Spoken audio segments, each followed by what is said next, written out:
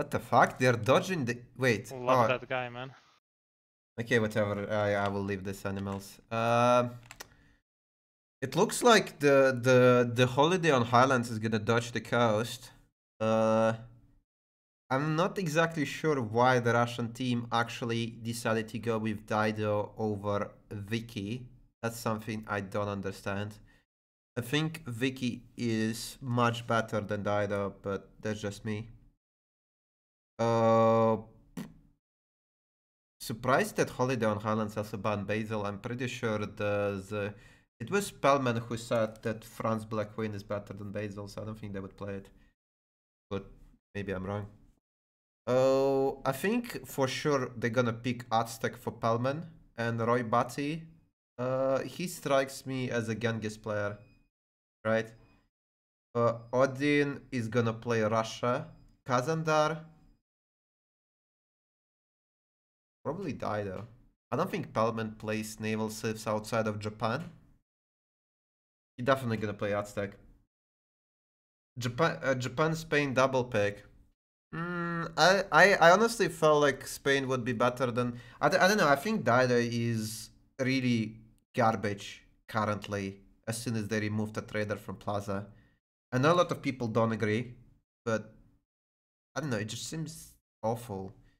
I don't understand the idea. Okay, I get it. I was like, why did they ban Canada when they already picked Russia? I guess that still makes sense, but since you know the opponent is dodging the coast, like Canada is one of the victory conditions alongside with Mali. What else could be like a dodge coast, big carry, Eddie Bulmos. The Zulu is still there. Cree is banned. Gal. The only problem with dodging the coast is if like you decided to dodge the coast and then you spawn right next to it, or like you spawn on the coast where you can't avoid it. Especially after the remap. Like when you're fucked and you can't dodge the coast. Plus that, I think... Yeah. Oh wait, they could have picked Eleanor coupled with Russia. Eleanor Russia is... I think it would have been better. Honestly, don't understand the Dido at all. Dido peak is just like beyond my understanding. But maybe I'm missing something. I mean, I guess the bottoms can be very oppressive, but yeah. I don't know. Harold was banned. What else?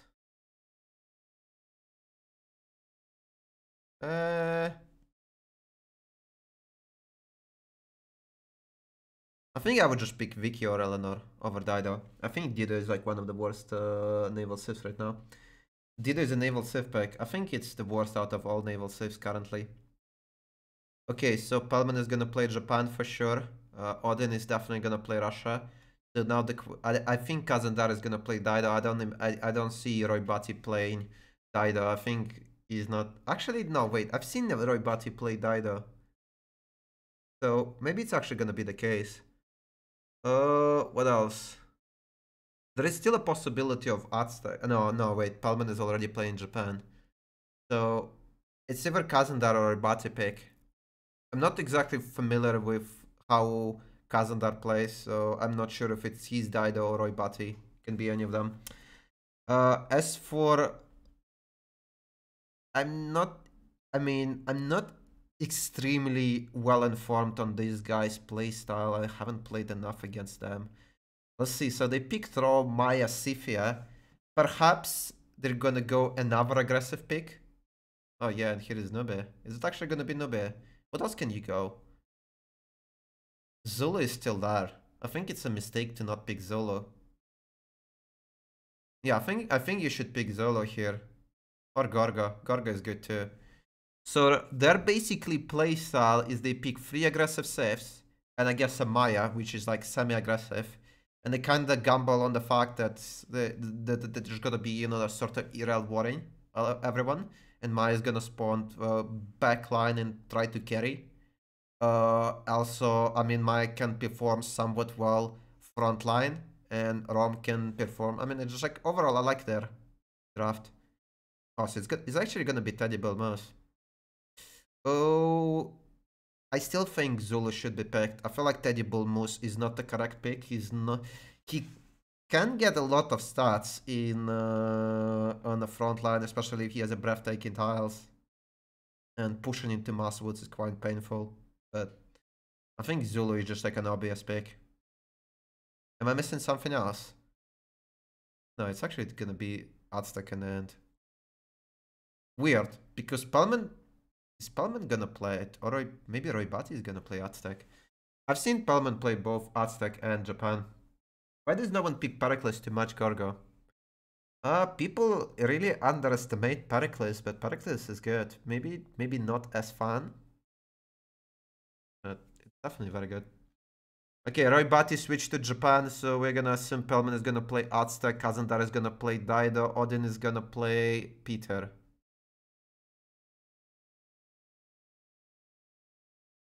Oh, he renamed himself. Thank God. Really don't like political stances. Okay. Am I missing something else? No? There's not the second caster.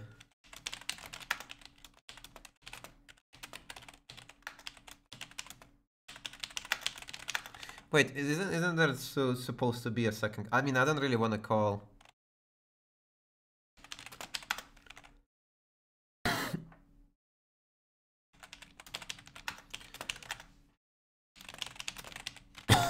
Oh, okay, Van Rims is coming.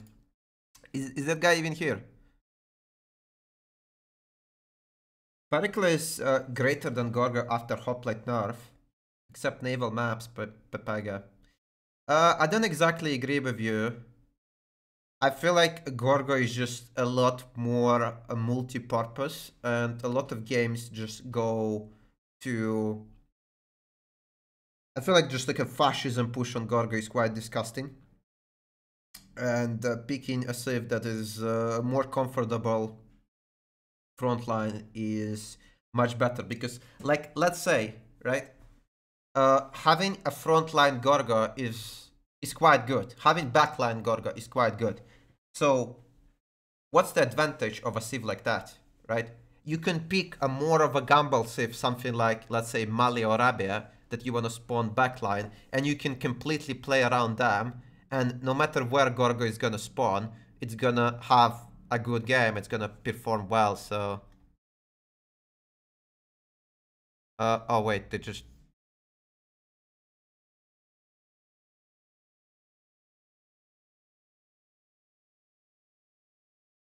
Wait. Oh wait,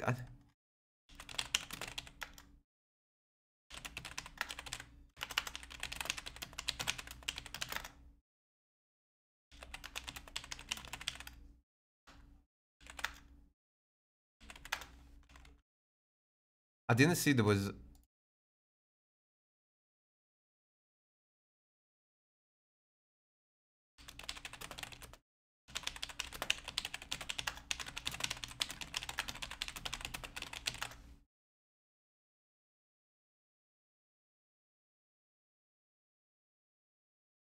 Okay. I didn't see that the guy was underneath me. Unlucky. Teddy is good on Inland Sea because it's map where people can go double naval. I think it's good because Teddy is like a kind of Civ that provides a victory condition. He can go to... what is it? To culture victory. And he can usually do it before the nukes start dropping. So, yeah. Let's start with Aztec. The biggest continent in the game to Aztec. So, classic. Japan on the coast. Jido on the coast. That's pretty good that they're all spawn coastal. And by the way, this guy has 2 reef fishes. So... Oh. Holy moly, dude. They spawn. Does he want to stay in place? Looks like he does. Does he actually open with a builder first? There is 2 reef fishes. You can go builder first to improve it and have a lot of growth. He also has two free deers. and a truffle. So there is a potential for massive goddess of the hand. That's a 4 on his continent. The mountains are pretty nice to get a lot of signs. Japan is dodging coastal. Most likely gonna be a holy site Japan. Let's check. He hasn't selected yet. Let's see if we're gonna see a builder. No, he's going with classic scout. Rome.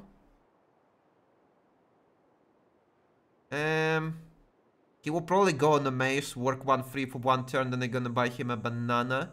They don't really want to be committing to the coast since they didn't pick a naval save. Let's look at the Maya. 1, 2, 3, 4. Let's say shit ton of plantation. There is even more plantation. Wait, what? What? +4, +4, +4, +4, +4, +4, +4, +4, +4, +4. Yeah, that's okay. A lot of plantations. Single continent, but he can get a bit of white continent, but there is like no access there. There is Hunza, Taruga, Namadol, Bologna. That's already a lot of good city-state. Chinguetti can be used on Scythia and Russia. Scythia has... I guess he's gonna go on geothermal, right? There is few pastures here, but I don't think it's really worth it, the flatland pasture. You can go improve this, chop, and then Kurgan there. It's not the worst, but it's not really that good. Can go Kurgan here, or he can just go on a cattle.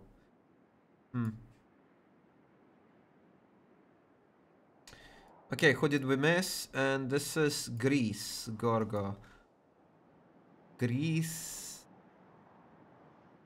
So let's look. Greece is here, Scythia, Rome, and Maya in the same team, so they can trade. They split in pairs. They can trade to each other. Dido, Aztec, Japan, and where is Russia? Oh, and Russia. This is like, I think this is one of the saddest Russia land I have ever seen. You can get good Lavra with Dams of Aurora, but holy shit, it's so flat. He's gonna have a hard time working. He did... Wait, what? Why is he going animal husbandry? With a builder first? Wait, why that? Why not go for... Excuse me?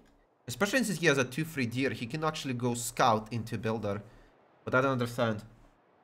Why did Japan dodge the coast? I think he just wanted a 3-foot base, and it's not. It doesn't matter because opponent team doesn't have anything coastal. So even if you don't settle capital coastal, you still have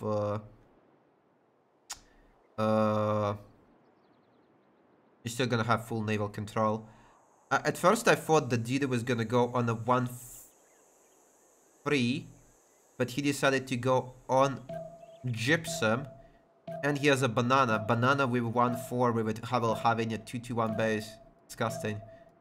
Not exactly sure why Pellman is going with a builder if animal husbandry. I can understand for refresh. But like improving the camp is only 2 gold. 2 gold is equal to half a production. Your builder costs 25 production. Even if you improve 2 deers, it's like 1 production basically a turn that's gonna pay off in 25 turns. It's like awful. I mean, I could understand if he had a faith tile or something like that, but this is just like seems awful. But that's just me. Artemida, he could go scout, settler, then builder. I have no idea why he opens with a builder. I think it's just a waste. But yeah. Hopefully, right now, Dido is working a 1-4 tile. Because he's still gonna grow. But maybe he just wants to, get some food overflow. But I think if he worked 1-4 right now, right, he would have 8 production and he would actually one turn a next scout. This is a nasty spawn. Or he just goes for a settler. This expand is pretty shit. But he has a lake to expand, and there is somewhat a decent expand here, especially if he gets God of the Sea. I have a feeling this is a misclick, but maybe I'm missing something. The fact that there is animal husbandry, like, it's like I really don't get it. I really don't get it. Why going for that? Japan didn't actually go with Holy Site opening, which is super common when you dodge the coast. I guess he wants to have traders. Let's see what everyone is doing. Maya went scout into builder. Rome went just scout into settler, but his spawn is not that good. Oh, I really dislike what he did. I just realized, dude. He did not move off the coast. The city is frigatable. This is really gonna backfire. I feel like at some point. Nice. Japan got an extra scout. Where is he gonna send it? He can send it to the right. Right? If I were him, I would probably send it on a horse. This scout was going north. Or I mean, I guess he hired this hat anyway. Hello, Mr. Ripper. Already shit-talking my German team, or are the guys holding up? No, I think I really like their draft. I really like it. I don't get it. He's actually going now into mining. No, he switched back to archery. Okay, this makes a lot more sense. So probably it's gonna be Artemis. This is a really good Artemis. There is like 1, 2, 3, 4, 5, 6 amenities. And 7 amenities. I think Goddess of the Hunt is gonna be the best option. You can actually, yeah, this is not in range. He has a massive capital. First settler done by Dido. Let's look at the city state there. Wait.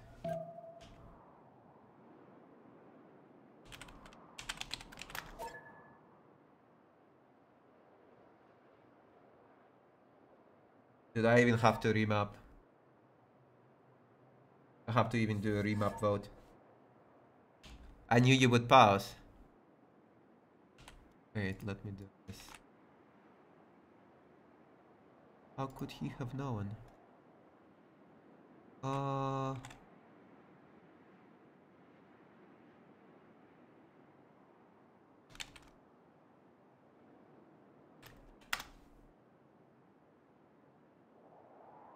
Wait 1 second. Did I put the logo? Yes, I did. So I did not screw up that.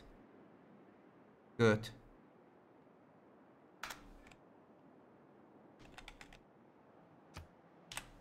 Okay. Let's go, Dave. Dave is playing Garga.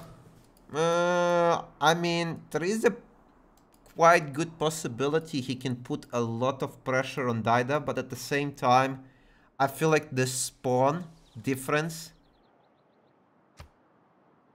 is quite disgusting. Like, look at the production that Dido has. Look at the amount of production Dido has. And the growth. 10 production after settler is out.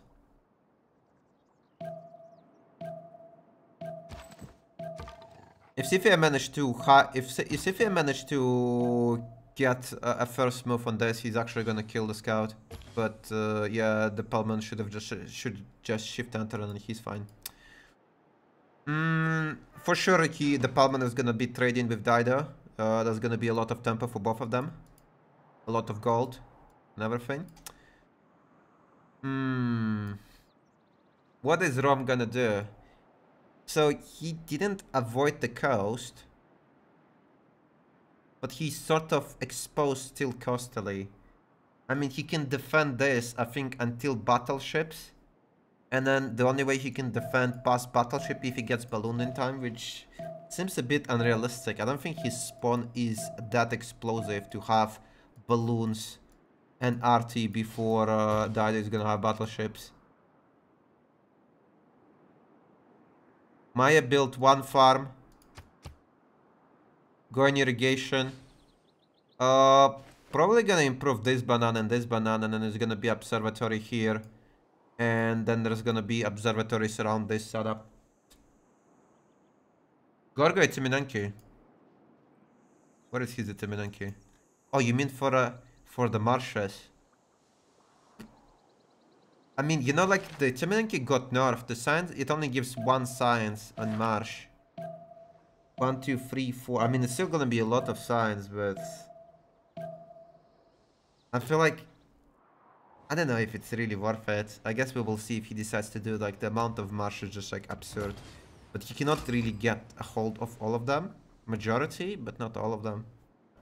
Not sure if it's worth it. I guess we will see what he decides to do. Ooh.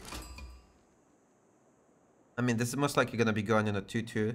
So I don't expect a settler snatch. Palmer managed to kill his scout. They also bought him a slinger. Wow. Talking about a massive commitment.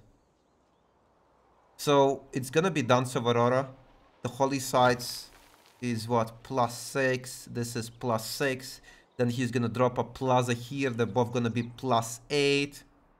A lot of faith, a lot of faith. Even though this doesn't have a fresh water, it's gonna be a lot of faith.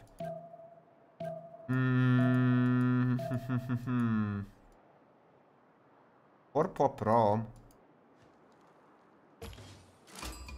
I actually kinda underestimate. I think he got a pop from the hat or something, because look at this. He's actually keeping up with the production of Dido, who seems to have one of the strongest spawn in this lobby.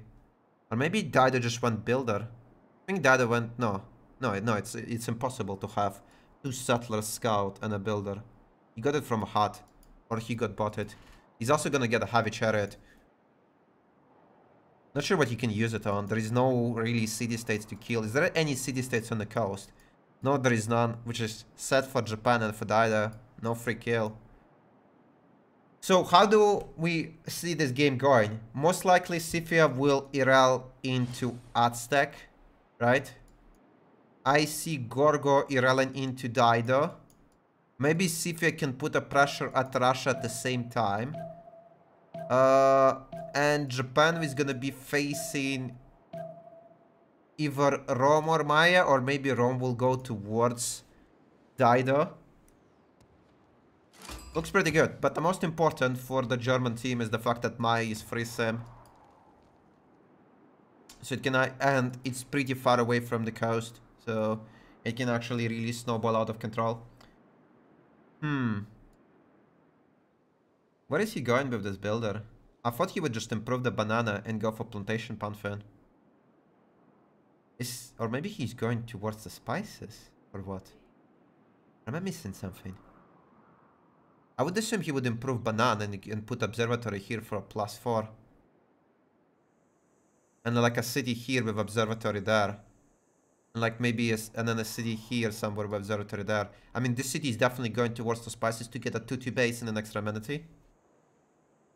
The fresh water doesn't matter since it's Maya, but just like the position is really good. Hello, Mr. Satanist. Hello, my friend. Same team. Who is same team? Sifi is not the same team as Russia and... What do you mean? Sifia is against Aztec and Russia, and Gorgo is against Dido. How many marshes can you get? A lot.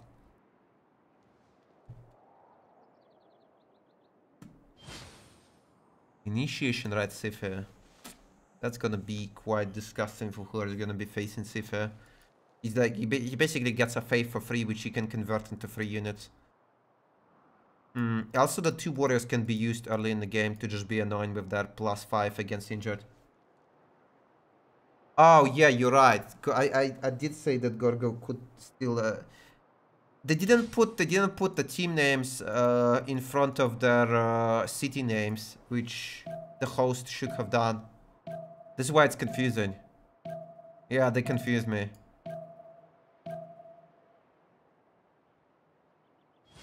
Surprised he didn't go for Heavy Chariot. Maybe he hasn't seen it or something. I mean, this expand is complete dog shit. You'll have to go extra distance, probably somewhere here on the hill. Or maybe on the wheat, just to be closer to the horse. Probably on the hill, because you want to get the 2-2 base if you can. Rome has a full possibility of getting Colosseum. There is quite a lot of chops. I think his next city is gonna be on the cattle. And he can work the Lake Redba to get even more culture for even faster Colosseum. Open up with currency. Okay.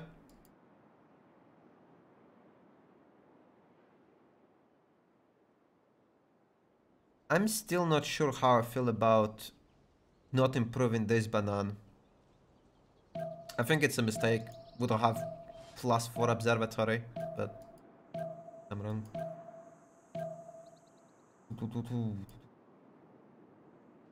No Goddess of the Hunt just yet on Palmen.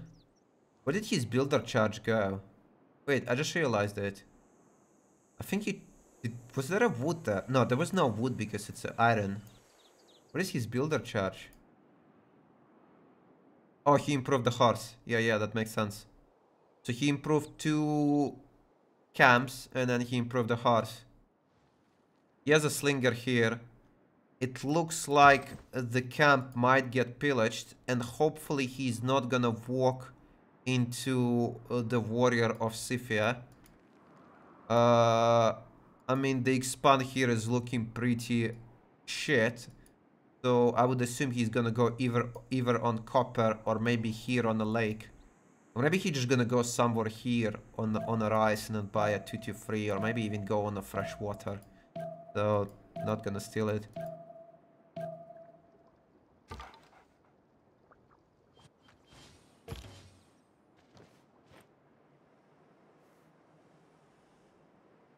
Greece did not manage to shoot that scout before it retreated.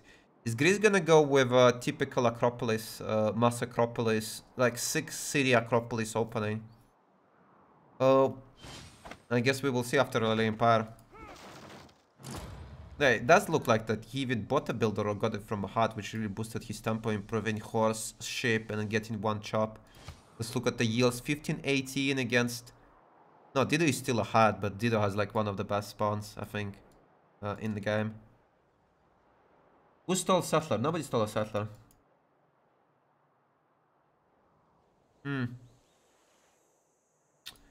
Okay, Dance of Aurora, Initiation Rites, no Pantheon here, no Pantheon, no Pantheon, no Pantheon, no Pantheon. Nobody else picked a Pantheon yet. I really like that he's only last moving, not nothing else.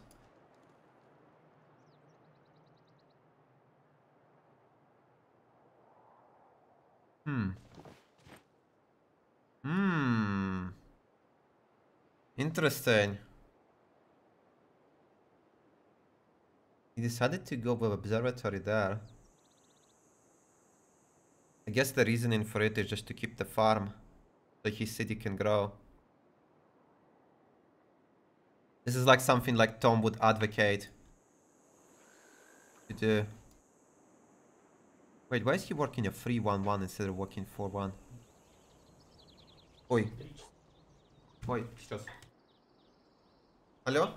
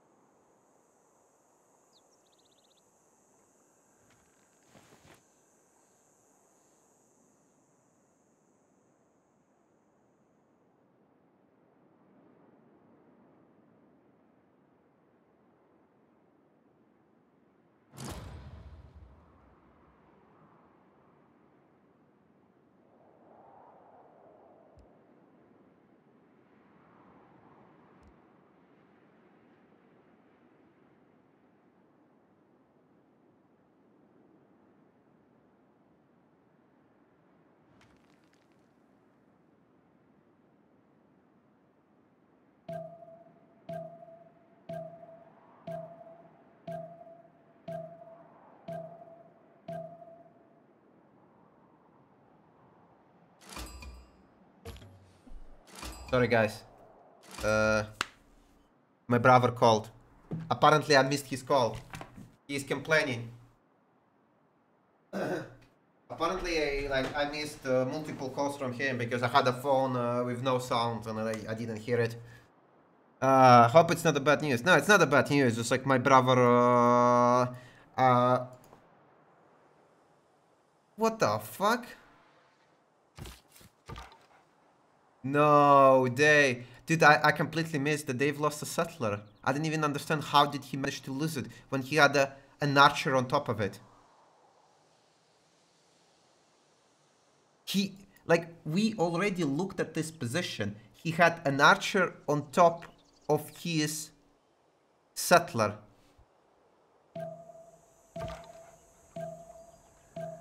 How?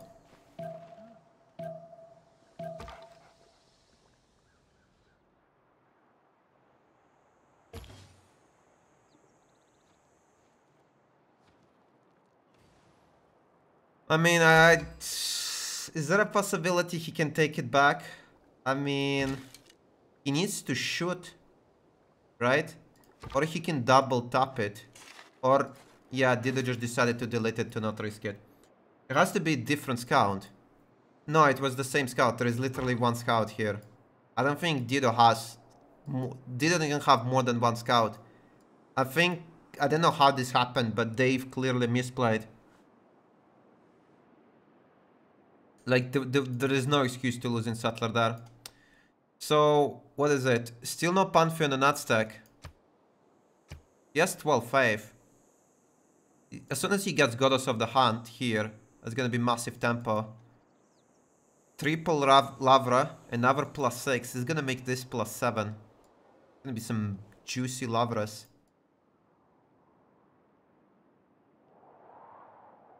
Okay.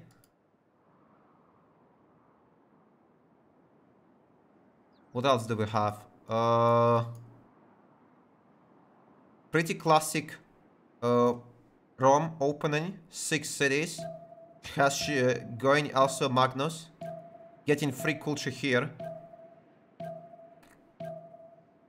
He's gonna have extremely fast Colosseum, especially if his team gets him few builders, so should be fine. Kinda set for Gorgo losing the settler. I think it's really gonna ruin his tempo. Like, look at this. Didi is gonna have 4 cities against 3 now. Yeah. And Dido has like extremely stupid spawn. Not gonna be ancestral whole Dido though, just like a normal Dido. Again, I don't understand that Dido picked them. Perfect Aurora Lavras. Yeah, they are. I was thinking, how much can he get, right? He puts a plaza here. It's gonna be +8. He puts one more district, it's gonna be +9. And then maybe he can put 2 more districts here and he can get Hildengard for a 20 adjacency. Nice. Oh. Okay.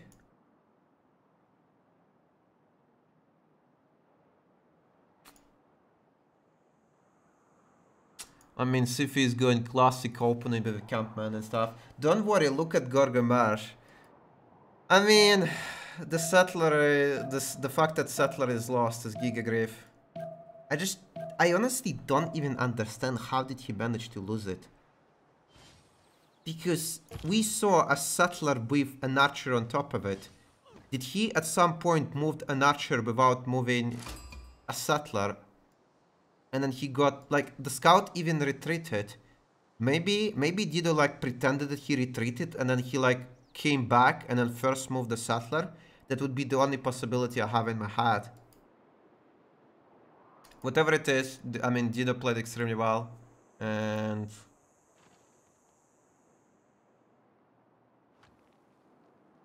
he has a massive advantage. Okay. Why is Rom not making one more settler? He was making a settler. I think he has a settler card in. Let's look at the production. Dido is still the highest.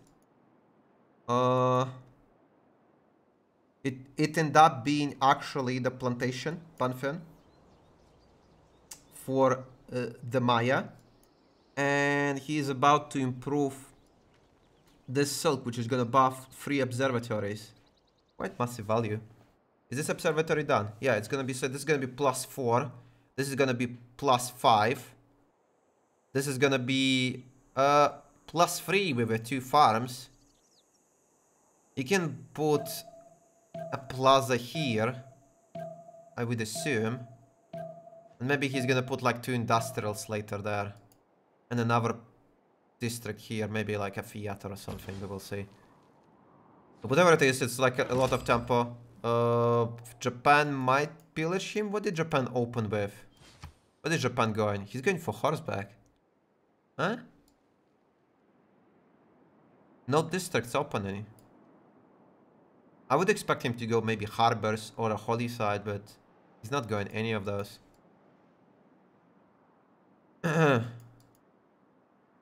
Artemis, soon to be done.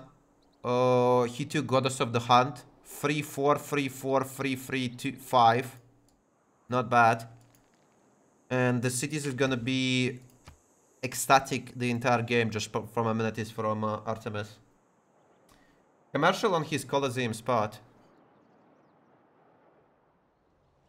You can put Colosseum here, no? Or on a cattle. Wait a second. Wait. If he puts it on a cattle, it reaches this city. If he puts it there, it doesn't reach this city, so he needs to put it on a cattle. If he puts it on a cattle, he can get one more city here, a city there. 1, 2, 3. What, is he gonna settle here or what? And then maybe a buff. What if you put it there? 1, 2, 3. If you put it here, you could settle on aluminium, which is arguably a better spot because it's closer to the 2-2 tiles. I mean, maybe he just go for Oasis, but that really screws the Colosseum setup. Maybe he's not going for Colosseum, but it doesn't make sense. Why wouldn't he go for Colosseum?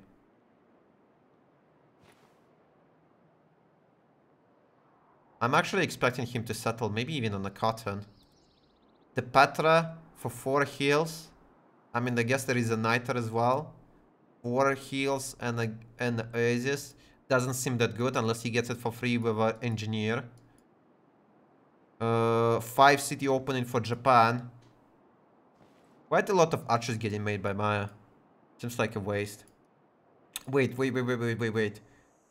Is this discounted plaza? Boosting currency. It's gonna be the next commercial is gonna be discounted.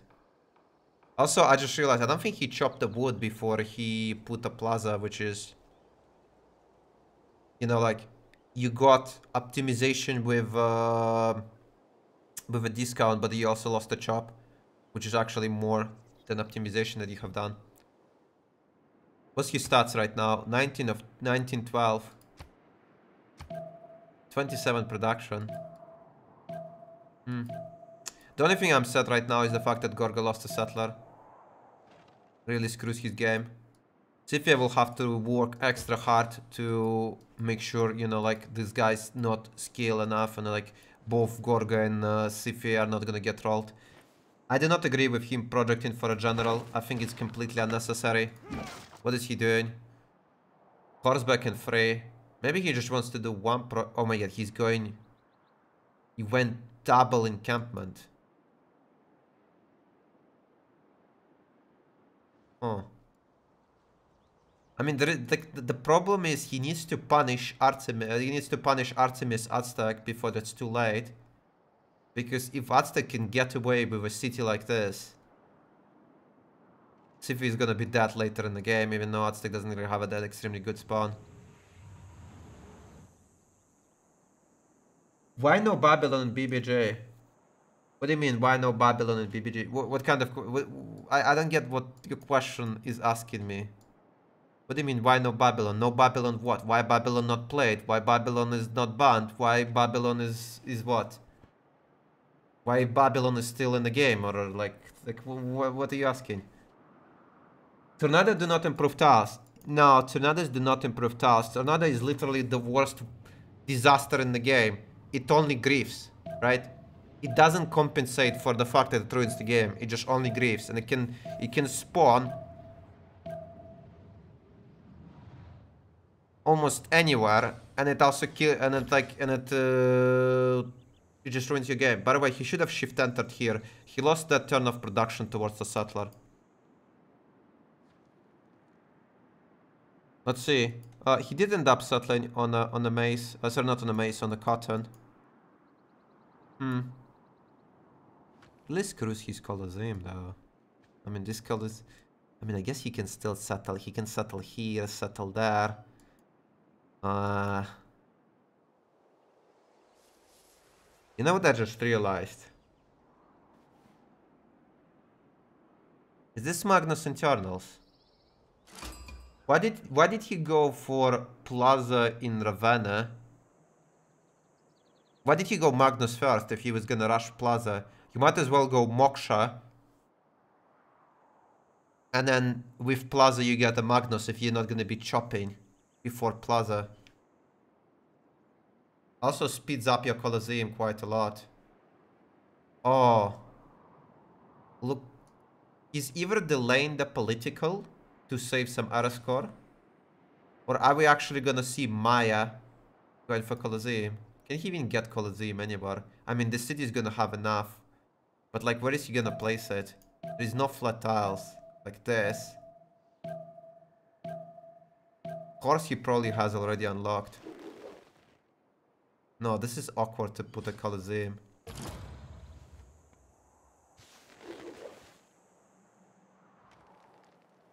Okay. So Artemis is done. He has 90 production in his capital alone. For a I mean, Civ has 36. I thought Civ would have a lot less. Is anyone missing golden? Golden, golden, golden. Okay. Oh, wait. No. No, Dave. Don't do this.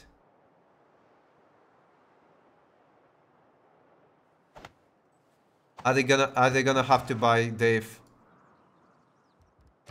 Okay, he chopped the hoplite. I was about to say, are you gonna lose a settler and then you're gonna miss golden on Gargo on top of it?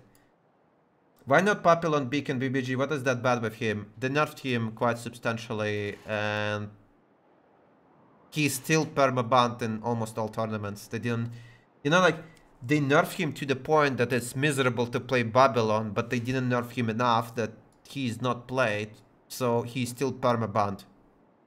Because of how unbalanceable it is for the tournament games. Like for a team, how you call it? He basically cannot be balanced for a team game, so he's perma-banned. So Goddess of the Hunt. Let's look at the pantheons. God of War and Plunder. Goddess of the Festivals. God of the Craftsman. Goddess. Why there was no God of? I mean, I guess maybe God of the Sea was just like less worth it, right? Than a flop lane pantheon. That's why nobody picked it. Okay, so Dave got golden with a hoplite. That means everyone in the game got golden. Civ is building. Either he doesn't like he's building a horse and a Saka, but he is at chiefdom, so he cannot run both cards. So he's clearly not fully not optimally building them. He should switch to horse here or something. Not sure how well he's gonna do against Aztec. I think Aztec can probably get a general in 3 turns if he decides to project. And after that, he's gonna have a lot of units pumping from the city, especially if it's gonna be swords. Let's look at the iron. There is iron on Odin. There is iron on Aztec. I guess no one else. He can probably get 3 or 4 swords, and maybe he will get horses as well. So should be alright. Magnus and Telos with Plaza, not in city with Magnus.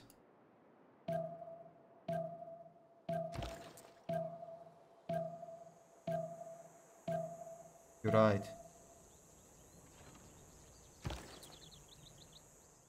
But he wants to go for Colosseum, right? I guess that's his idea. He wants to go for Colosseum. He just finished it because of the era switch.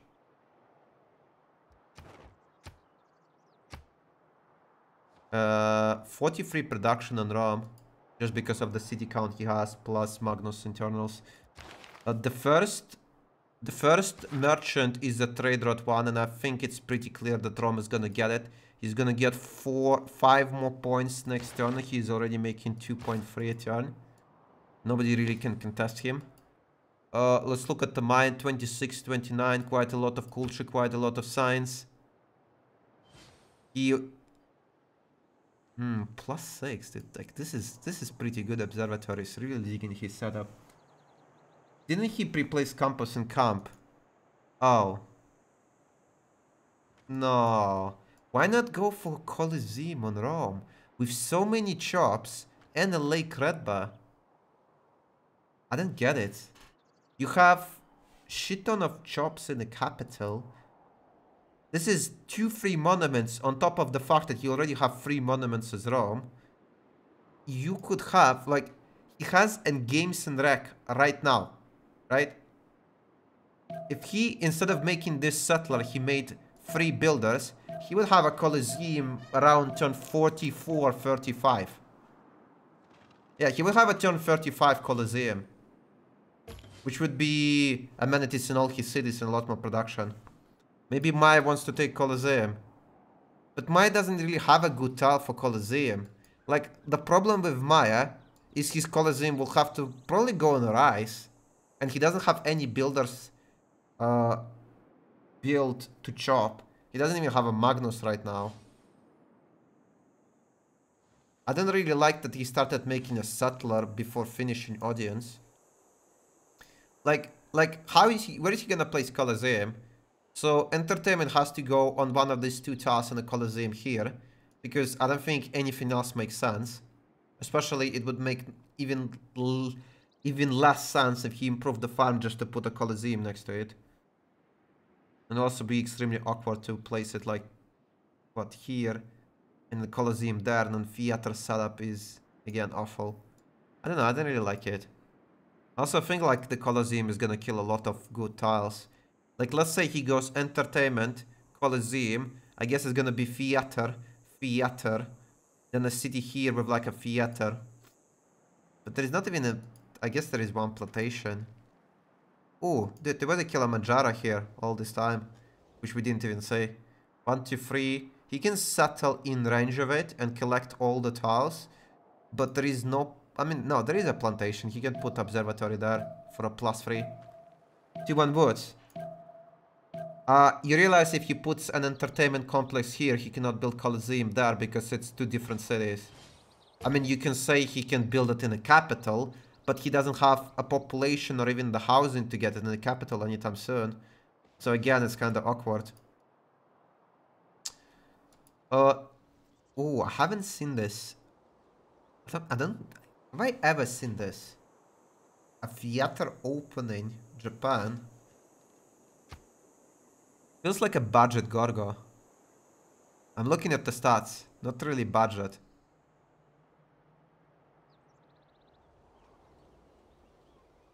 +3, +5, so this is gonna be +4. This is gonna be +2. I really like his setup. He's beating Gorgo to the writers.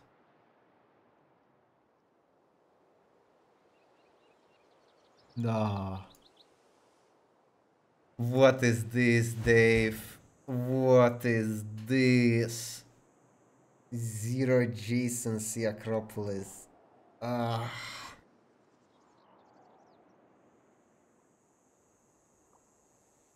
I feel like if I were him, I would probably put an Acropolis on the stone, plaza here, and then a city, probably like one on one of these tiles with Acropolis there, and then like districts around it.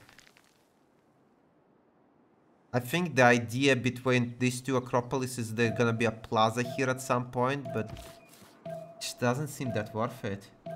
Maybe just wants to snag a classical writer since Golga is behind. I think he's gonna snack all the classical writers, dude.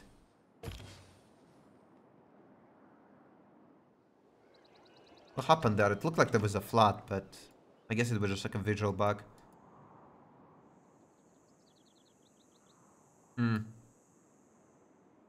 So, no Colosseum replaced so far by anyone. Even though Rome has 31 culture. Quite fast feudalism, but no, nothing replaced. Aztec didn't project for a general. I mean, he's doing one project right now, but he has horses on him already. 2 horses with a general. And since it's Scythian horses, dude, Scythia can pillage this to get the faith and buy more horses. Okay. I actually expected Scythia to have a bit more than this. Also, the fact that there is a Scythia, it forced Russia to make a lot of units, which kind of doing nothing, just consuming GPT. Let's see, what is Odin gonna settle? Probably just in place, right? In place, and then maybe a Lavra there or here, whichever he decides. Maybe it's gonna be based on what the city gets from the free tile. He's also making horses. Gonna try to kill Bandar Brunei. And there's gonna be another +6 Lavra here. What's his fave looking like? 45.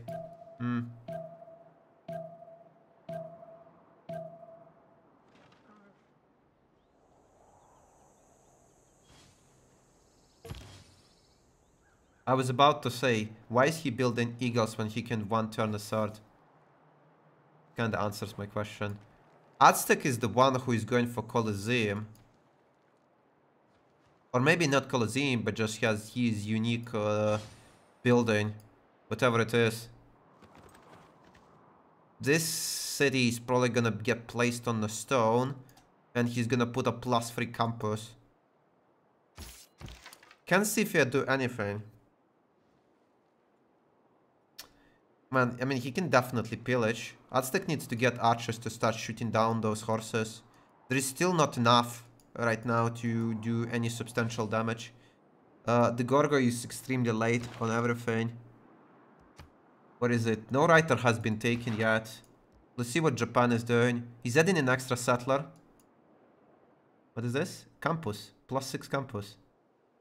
Dude. Dude. This is actually so beautiful. This is actually so beautiful. I haven't seen anyone do this with Japan. But, again, feels like just what is it? A budget Gorgo or Pericles. I saw Mom do it. I don't see people do it. People usually go holy sites. People usually go harbor on Japan. I don't think I've seen people go mass theater opening in Japan, which is quite good because you get full adjacency from a district, coupled with the fact that you have a half-price theater. How is this budget Greece? Because you have a half-price theater, right?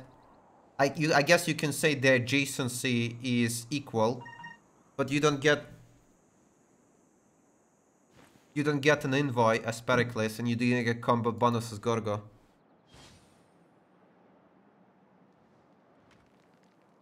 So I guess this is just like a budget Greece. The adjacency is not equal. Doesn't look equal to me. Well, let's do the math. So you get one culture from city center as Greece, and then you get a full culture for each district, right? So you literally have a built-in Japanese bonus of getting full culture. Plus it's a half price as well, Acropolis. And you get one extra from being next to city center. So Gorgo actually has more culture would have more culture from this setup than Japan would have. But unlike Gorgo, you don't get combat bonus, and unlike Pericles, you don't get envoy. So you are a budget Greece. but not signs. Yeah, you don't get campus adjacency, but still it's like, let's compare it. What's the difference here? It's 2 adjacency, it's 2 signs difference. But Greece will have free extra culture with this setup. The Acropolis would give way less, you can't stack adjacency. What do you mean all sign? Acropolis give full adjacency, just like Japanese gives full adjacency. Acropolis doesn't give half adjacency, Acropolis gives full adjacency for a district. So it's like +1 culture per district. That's a Japanese bonus of having 1 culture per district.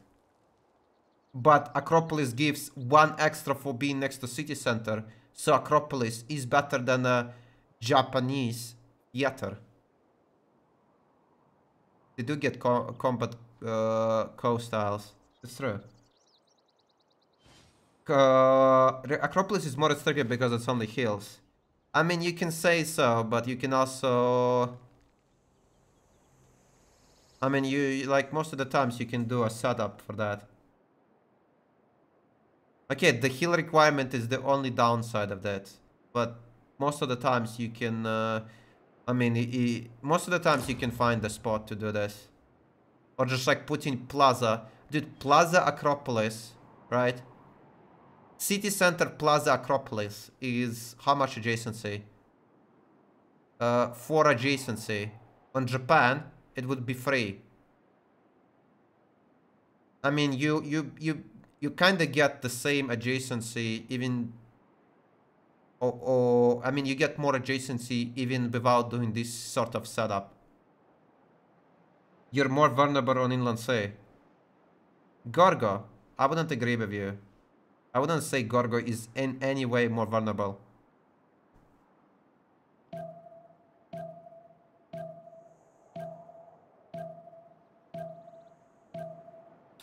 I think the sword got killed there.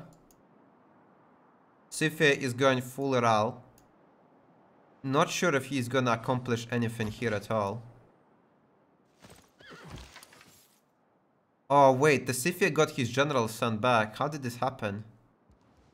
And unlucky for Palman, his encampment project got delayed by 1 turn. Civ6 has a lot of units though. Like, a lot. But can he actually kill Palman here? It depends how well he's gonna be trading with Sakas. And if he can trigger the healing bonus proc of Civ6 on this unit. If he didn't lose a general and he had like 1 more horse here, I think he would actually take Tenochtitlan.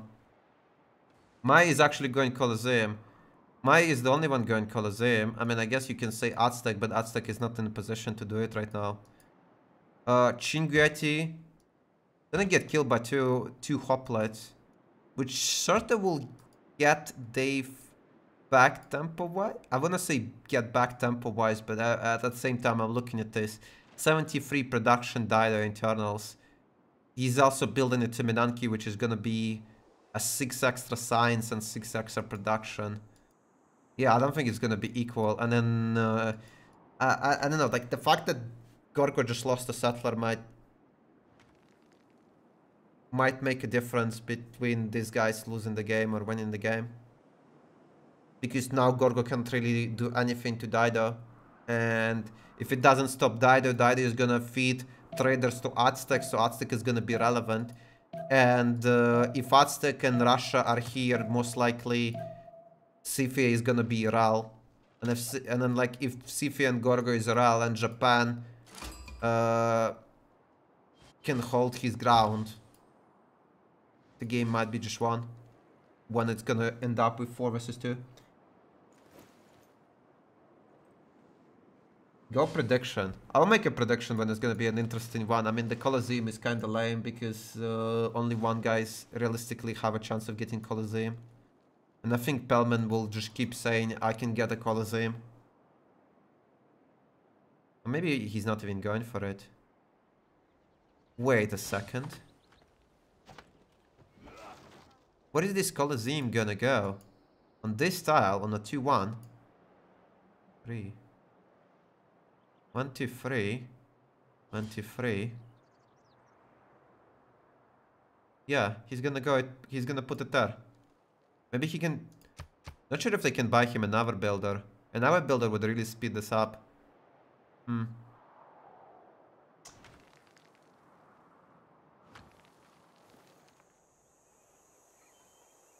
Aqueduct. Why? Huh? Why not put observe? Wait, 1 to 3, 1 to 3. I guess whatever, it makes sense. He just like settle like this. That's his choice. So let's see. The trader, Rom got the trader and the tile merchant. What did Russia even pick as religion? Feed the world defender. Surprised he actually ended up picking defender. I feel like in 2 versus 1 position, you don't really need to pick defender. I would rather him take something to scale with, like pilgrimage or lay ministry. Not a big fan of this. Look at the amount of sakas. This might actually work.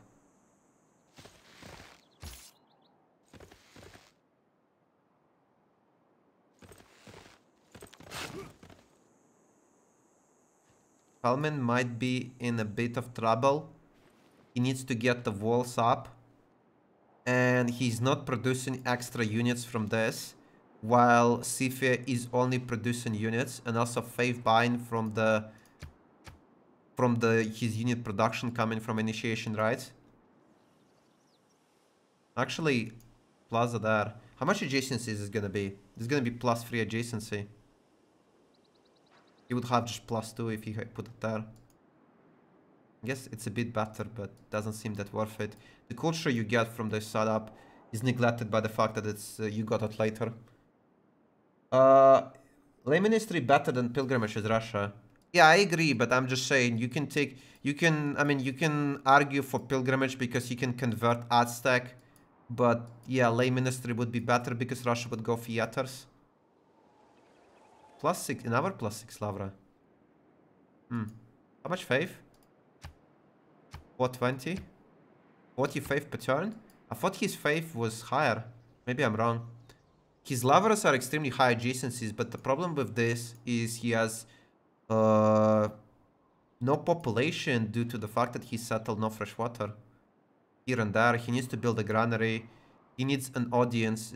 I mean, our audience already built, so granary audience, and then he can actually grow. Then Bandar Brunei is gonna put him at 6 cities. I kinda thought he would be like in 90 or 100 faith by now. Like 40 faith with such adjacencies is kinda low. Wait 1 second.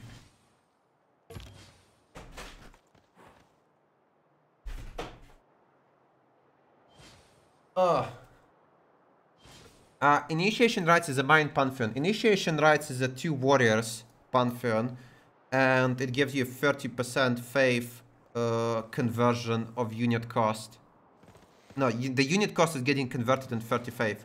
So if you build a unit that costs 100 production, you get 30 faith. 30% conversion. So it's good on like Monumentality Civ, it's good on Sifia because Sifia can faith by cavalry and sakas units with faith. And it's also a military Civ, so it really scales well. Convert Aztec Crusade, easy win. Who? Russia is in the same team as Aztec. Okay, this is gonna... Bandar is gonna die next turn.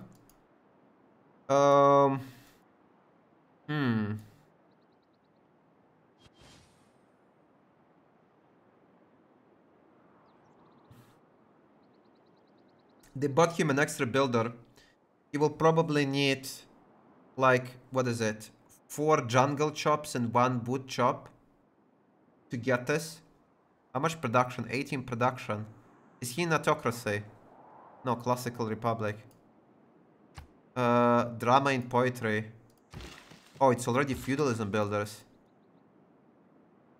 Rome made quite a lot of horses. What is his plan with these horses? He just wanna what? Flank Dido, maybe try to snipe it.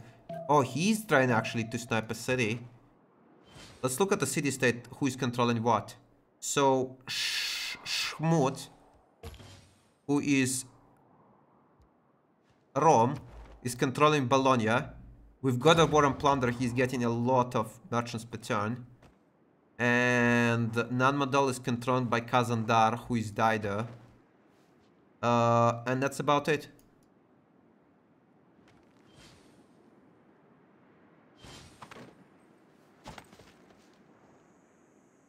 That's weird. How did this turn? It looked like there was no chance. It looked like that the CFA was really pushing this, and it was gonna be pretty hard for Aztec to defend. But now it seems like CFA completely failed his push, and he's just rallying himself. I guess this style will help him a lot to come back. How does Maya and Mahendra work? I think so. Maya works the same way with Mahendra as it does with Aqueduct, as if it doesn't give you housing. So it's a waste of the Zeus and of the production. Tifia General Gun. Again.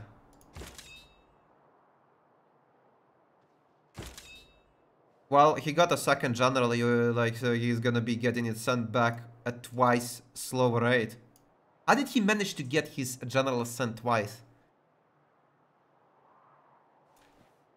I remember there was like a discussion on a BBG, right? About the great people. And as if like people can use the great people to scout, and then when you stepped on them, they just get sent back. And there was like a proposal. Somebody proposed to like, if you step on a great person, it gets deleted, right? Like it would make sense, right? And then somebody said something along the lines, well, it's just gonna make sniping generals extremely cancerous. And the conversation came down to people blaming, no, that guy, I think it was Mamalento or someone, I don't remember anymore. He was like saying basically that you can easily snipe somebody's general, and I was trying to argue that if you get your general sniped, you probably played like shit, right? I don't know why I brought it up, but I'm just like thinking about it. I feel like you should be getting punished a lot more if you let your general get multiple times sent back. I guess getting the general deleted by stepping on it is a bit too harsh, but at the same time, I feel like just like, you know, making such a misplay of exposing your general and getting, I mean, you get sort of punished here because the front is so far away, but imagine if the front was somewhere closer, if they were right on the borders with each other. You don't even get punished for that, even though you really screwed up. Should be able to capture and ransom the great person. You know, so there was, at first I had this thought as well, that if you step on a general, on a great person, it should get deleted. But then I kind of realized, I mean, yeah, it's a massive misplay to get your general stepped on, but at the same time, I feel like the punishment is too harsh, right? Getting your general deleted is just stupid. And somebody brought it up as well, that if you do it for a great people, imagine if your prophet gets stepped on, or you get bullied out of your great prophet. How unfair would that be? Like, imagine your prophet gets deleted because of that. And this is when I gave up on that idea. Even though I liked it at the first, just the fact that you, like, there would be a possibility where, like, let's say, 3 scouts surround your prophet, and then you can't find the religion, and you get bullied out of the prophet, and you can't find the religion as a religious civ, is gonna bring the pain game into the new level. Maybe I should get back to the capital. You know, so there is that simple rule that when you recruit a great person, it gets sent to the highest pop city. When you step on a great person, it gets sent to the closest city. I think the nerf should be somewhere there, right? So it doesn't get sent to the closest city. It's gonna be like a 1-turn nerf to general and admiral. which is a bigger punishment than it is right now. But maybe it's just too hard to code and not really worth it. Extremely specific and sort of, you know, tinkering more than actual nerf or like a change. Look at this. Dido already has. Dido is the first one to surpass triple-digit production, and the foot most likely is gonna come soon as well. He has a Timinanki. He has a massive stats. I want to, you know, I know a lot of people gonna say, "Oh, look at this, Jack," and you said Dido is shit. I don't think there is anything particular here that you can contribute to Dido, but more of the fact that the guy spawned with a 2-2-1 base, a 1-4 deer, a 3-2 banana, and like overall has extremely disgusting expanse is a bigger problem than like Dido. I think Victoria would perform so much better here. Just for the pure fact that you will have to spend less production building these galleys which don't even do anything. I mean, I guess, yeah, galley, I guess he only made one. Maybe for our score. General should become +3 rather than +5. Why? Why? Maybe something in between, like it loses 50 HP and doesn't heal, so it can't get... I mean, maybe, but like, I feel like, look at this. Like,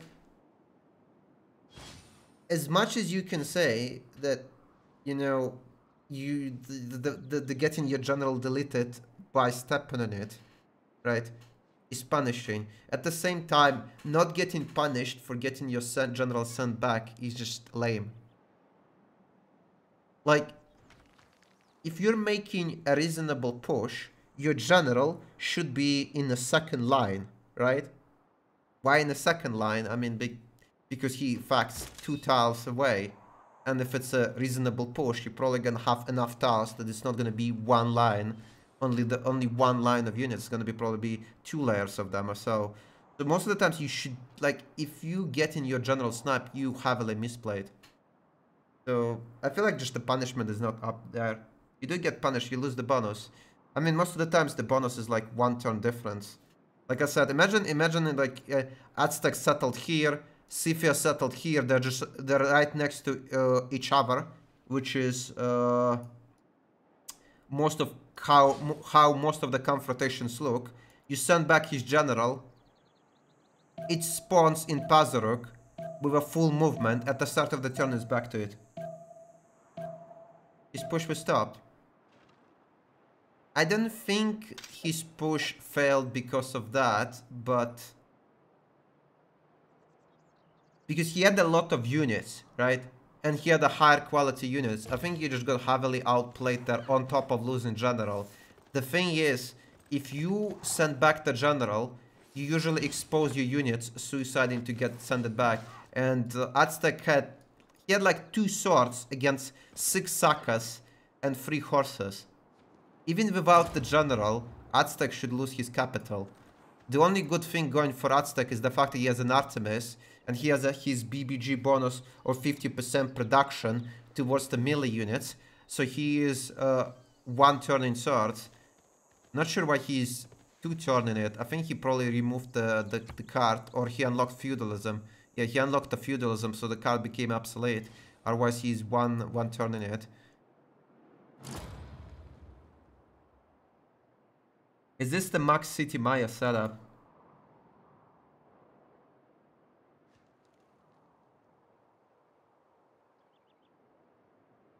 I don't think it's the maximum city, is it? I don't think it's the maximum city. I'm not extremely familiar with how the pattern looks.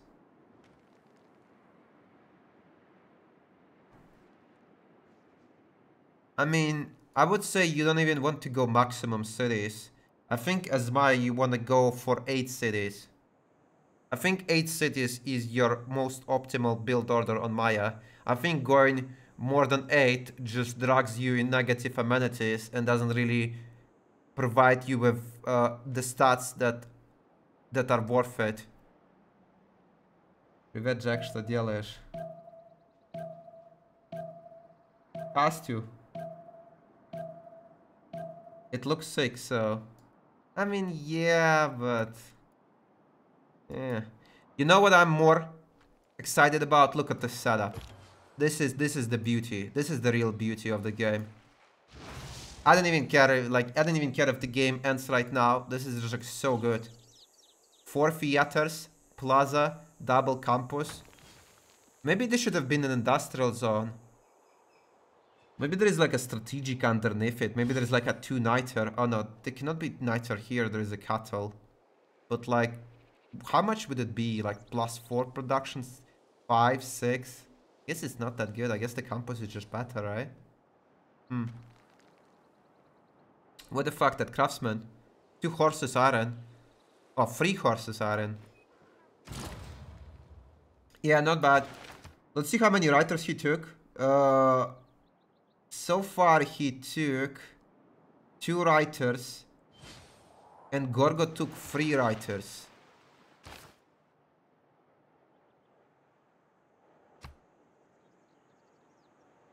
You know, looking at the stats, Gorgo doesn't seem that behind. But then you look at the production of his in comparison to Dido, and you realize how bad is his positioning. Because that production is eventually gonna snowball into having a lot more stats and a lot more units. Look what CIVRU is doing. There's like, I don't know, it doesn't seem like it's even gonna achieve anything. Maybe he should have went for Russia right away instead of going for Aztec, because I mean, I guess you couldn't just let the Aztec get unpunished with such an Artemis. Should district yields on Japan? I cannot show it, it doesn't work. It doesn't work when you're not a player. People don't really go Coral Lay Minister Japan anymore. Coral Lay Ministry. You can go, but he decided to go without a religion, which was surprising, because usually the build orders that I see on Japan is either harbor, campuses, holy sites. I mean, I guess you can say almost anything, right? But I don't really see the theaters opening on Japan that often. I think the main reasoning for this kind of opening is just to deny some books to Gorgo, right? And Gorgo lost the settler at the start of the game. Somehow he managed to get his to lose his settler, even though he had it escorted to a scout. So yeah, and perhaps that's when the Japan made its decision that he can go for a theaters. Turn 51 audience. Even carrier timing is better. I think you usually want to try to get your government building around turn 37 or something. I would say you preferably want to get it before turn 40. I keep getting proven wrong. What is this? Theaters. +9 Lavra, by the way. How we looking here? 55 faith. Huh? Wait, what? Theology turned 49 on Russia with Dance of Aurora. He doesn't have theology yet. What was he doing? Please don't tell me he went for feudalism or what? He forgot.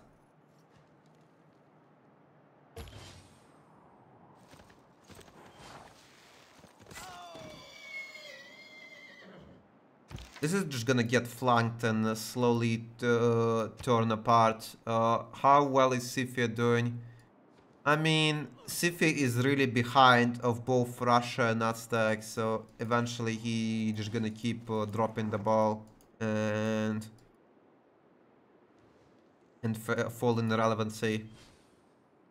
Not sure where. Oh, I guess I know where he's going. He's probably going towards there. Gonna do a campus theater. I guess he's gonna settle on a Jade theater campus. This is gonna be like a +4 campus, maybe +5 with a harbor. Is he gonna kill Kabul? I would really like him to kill Cabal. Maybe he used it. No, he did not. He definitely should. 2 horses to kill Cabal would be quite nice. And then he can use those horses to maybe scout to Maya. So Maya got the Colosseum. I sadly did not see what timing we were looking at. This farm got pillaged, I think, by Drought. And his bastard theater got denied by Iron. This Colosseum affects 5 cities. Gonna be affecting 6 cities once he settles. Oh my god, he's actually going for it. Wait, are you for real? Dude, he's actually using, you know, like, what I don't remember how it's called, the scheme to do a perfect Maya setup. He settled the cattle, he settled this. He's gonna have the most optimal, supposedly, Maya setup with maximum cities. I don't know. I don't. Is Varonish gonna get taken? I very doubt so.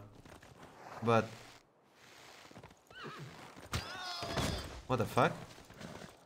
No, this is not gonna get taken, right? There's just like not enough damage now. There's just not enough damage. There is not enough damage. He's just like, the fact that he's hitting Varonish only... Wait, what? No. He needs to finish the horse.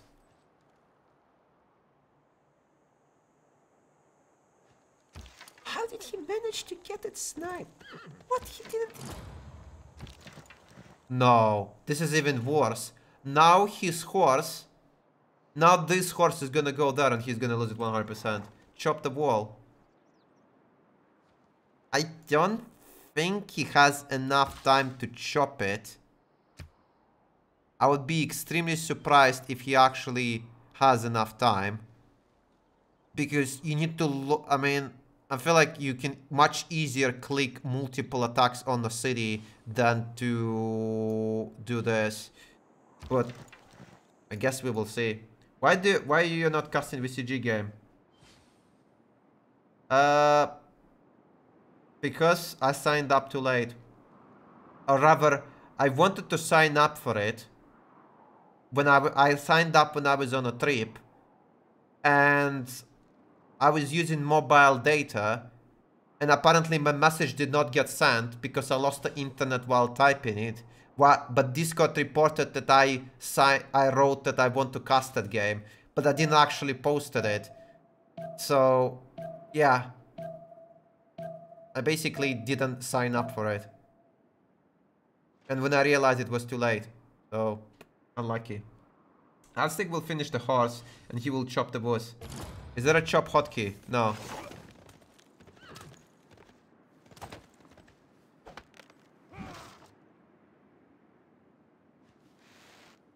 I don't think... Is it gonna be enough?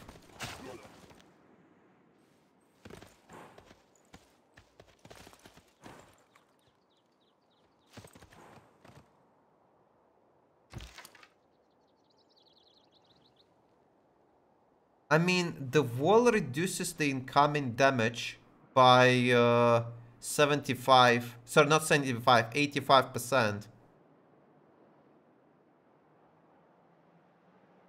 If he pops a horse next turn, he will actually not be able to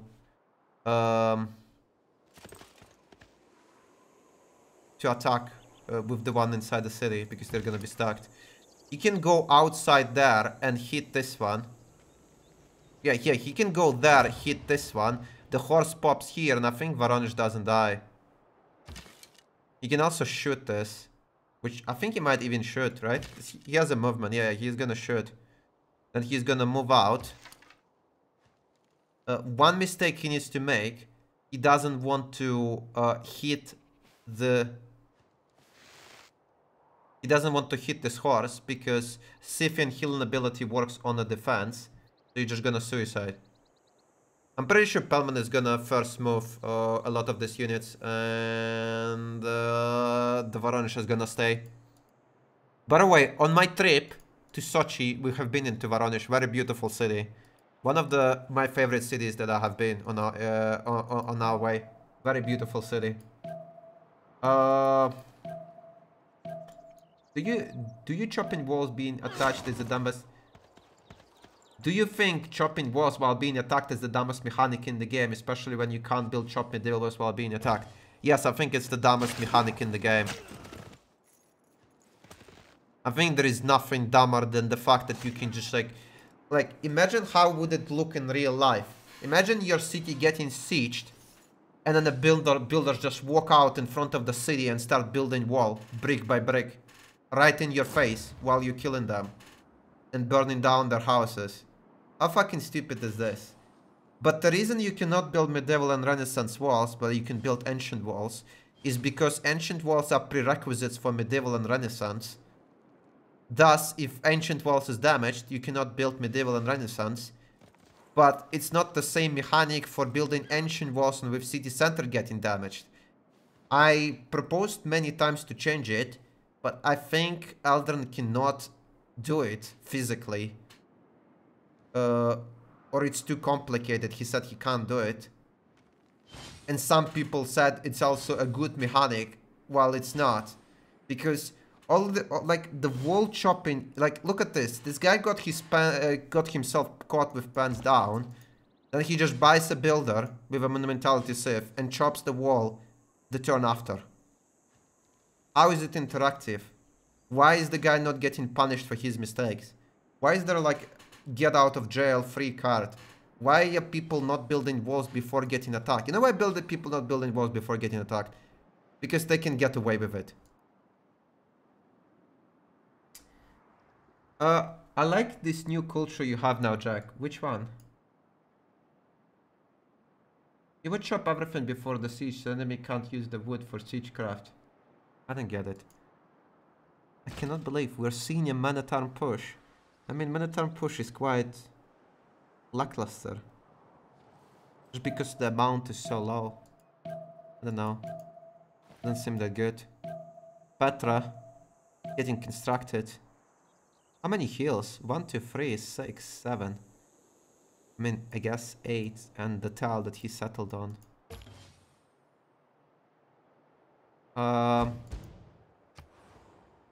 Now that the knight is here, this man-at-arm push is just like useless. Let's see what Japan is doing. Campus, where did he put it? There. The setup is actually pretty cool. Foreign Ministry. Good timing on Foreign Ministry, by the way. Also gonna hop towards Congress. Russia is not gonna get golden. Aztec should be able to get golden if they buy him Tlachli and a galley. Surprised he didn't make a galley. Yeah, galley and a Tlachli is gonna be his golden. Japan got it, Dido got it. So Russia is gonna miss it. Maybe Scythia can get it. I suppose Rome is gonna get it and Gorgo is gonna get it. You can't build wall from the inside. But how do you push it on the outside?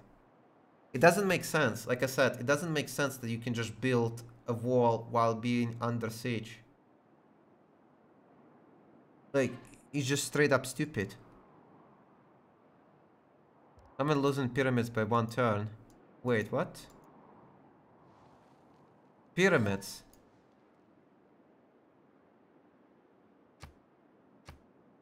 Ты голосуешь за себя, а я против тебя. Окей.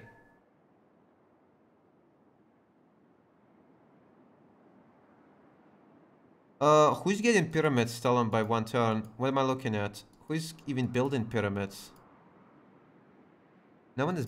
No, what do you mean? He's getting pyramids. This guy's getting pyramids and this one is getting Petra. I don't think anyone else is getting pyramids. That's the... Oh yeah, my bad, you're right. The pyramids is getting constructed next turn. I guess he doesn't even need to get a Tlachli, he can just get a galley. Is this gonna matter for Rome? No, Rome already got golden, but like just like not getting that pyramids is kinda blows. That's an extra charges. Which, look at this, he saved so many one charge builder just expecting to get a pyramids, which he doesn't even get now. Look how much CIVRU bought. Like this feels like full RL, right? 5 city. Is this gonna pay off? I mean, it depends what Maya can do in the game, right? Maya has a lot of production. And the high science. But, I mean, the science is high, but the culture is much lower than Japan. And Japan is gonna get up the science as well. Eventually. And if Japan has like battleship with a +5 on the coast, how are you gonna punish him?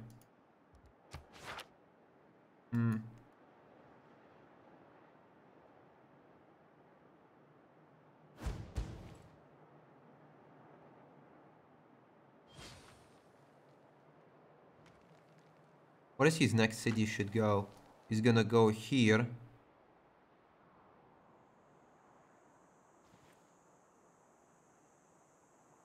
There and there. Here, there and there. Is he actually gonna go for a perfect setup? And then he can go in our city there. I mean, I guess we can give him style points, but it just like seems kinda stupid.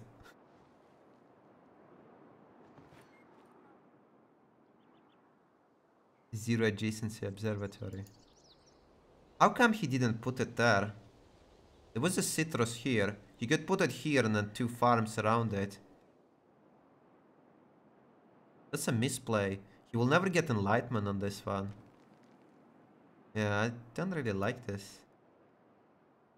I feel like this is the problem of him going for a max city, right? He's getting the max city, but he is sacrificing the quality. He's basically going for quantity over quality. Which doesn't seem worth it at all. His mana times are useless. What is Russia doing? The fact that Russia is not gonna get a second golden just like really blows. Oh, not only he did...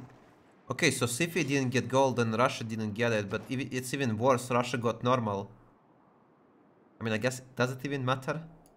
No, it doesn't really matter. If you got dark, right? Dark age or normal, it doesn't really matter. Because he only cares about mod mentality. It's not like reform the coinage is gonna matter. I guess you can argue for Higsang Draconis for extra pop, but I think it's gonna be that late into the game that it doesn't matter.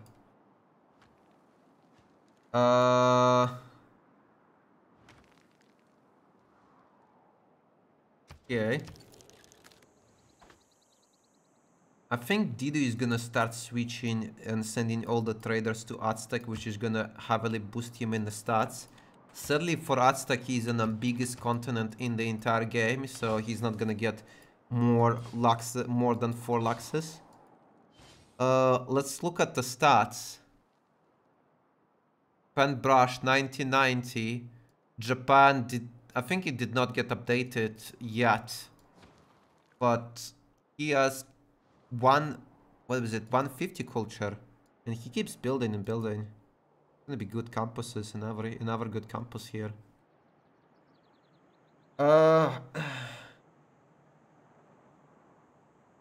Monasticism would be good. No, Lavra in every city. 75% science when you don't have campuses. No, I don't think it would be good because he has more culture than science. And the downside of going monasticism is it decreases your culture, so it doesn't seem that efficient. Seems quite degenerate, if I can say so.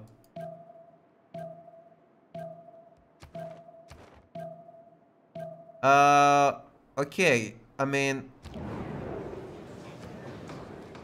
Interesting. So I'm going A. Probably gonna be gold. Let's buff Islam and buff myself. What did the guy say?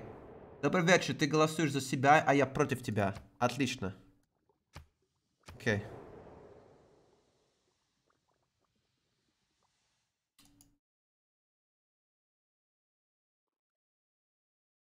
Oh my god, please. He's actually going for a maximum city setup. Oh my god. Uh, it's just, like, there is no way this is worth it. There is no way this is worth it.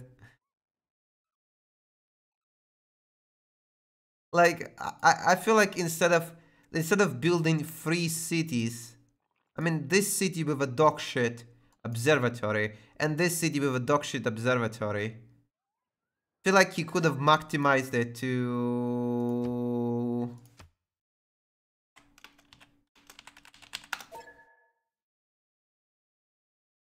I think you could have optimized it to have a better campus in one city than having 2 dog shit ones.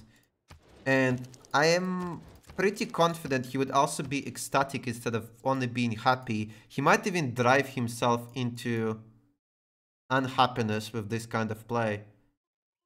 Like, he can settle here, right? He can settle here and have an amenity and then a good observatory here. Or he can settle here, steal 2 workable tiles from the capital, don't get amenity, and then build another dogshit city. Is it worth it in FFA? It's never worth it. I think you should go 8 cities. 8 cities is more than enough. As Maya, you can get like 800 science on 8 cities. Why do you need to go 12 cities? Most of the times, the limitation is gonna be 1 technology per turn rather than the science per turn. It's like, oh my god, man. Hi, good evening, everyone. Good evening, Black and Gold. How 800 science with 8 cities? So, look at this. Think about it. If you spend less time building settlers, right? It means you spend more time building non-settlers, right? So, it means you have more production early in the game and more science. So it means, and you know what? More science leads to more production, and more production leads to more science. If you spend less time building settlers, you have a higher chance to get Hypatia, Newton, and Khaldun, and Einstein. If you get all of those, that's more science on 8 cities than having 12 maxed out cities, especially since 12 cities are probably gonna be not ecstatic, while you can have 8 ecstatic cities, which overall is gonna be more stats. If you have higher pop cities, you can spend their population to work the specialist, which again with ecstatic bonus results into more science. How can you get 800 science on 8 cities? Pretty simple. You have high adjacency as Maya, you have ecstatic bonus, you have your Mayan bonus, you get all the scientists, you build research lab, you work the specialist, you just fully optimize it, and you have 800 science. That's literally what I did. I think I played the game on Maya recently. I should probably upload the VOD to like a YouTube or something, where I had 800 science on 8 cities, and I was going to space. Builders are also a big issue for Maya. I mean, yeah, think about this way. You could have made a builder to improve your tiles, to make more builders to improve your capital tiles, or you can make a settler, which after you make a settler has to pay off for itself. So, and you need to make more builders for that. Just like, you basically burying your tempo and your production nowhere. Did you have a god spawn though, Jack? No, I always have under, what is it? Below average, suboptimal spawn, but I just play like a god, and this is what allows me to get such a massive stats. Great Library is gonna get taken by him, which is pretty good. Was the scientist taken? No. Oh, it's gonna be before the scientist. That's actually gonna be pretty cool. I think I missed the ping. What did... Hi Jack, what do you think about Pingo? I don't think about it. I heard rumors that Ruha Barb is actually the new Tomb Raider. Is the rumor true?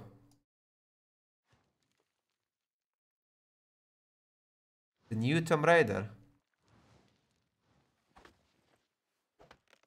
You mean because he plays Maya?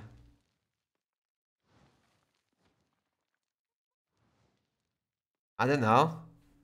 If he is the new Tomb Raider, is he gonna gatekeep Maya and shit talk everyone else who plays Maya and say how their build order is suboptimal and his build order is perfect? Or what? I don't know, I guess we will find out.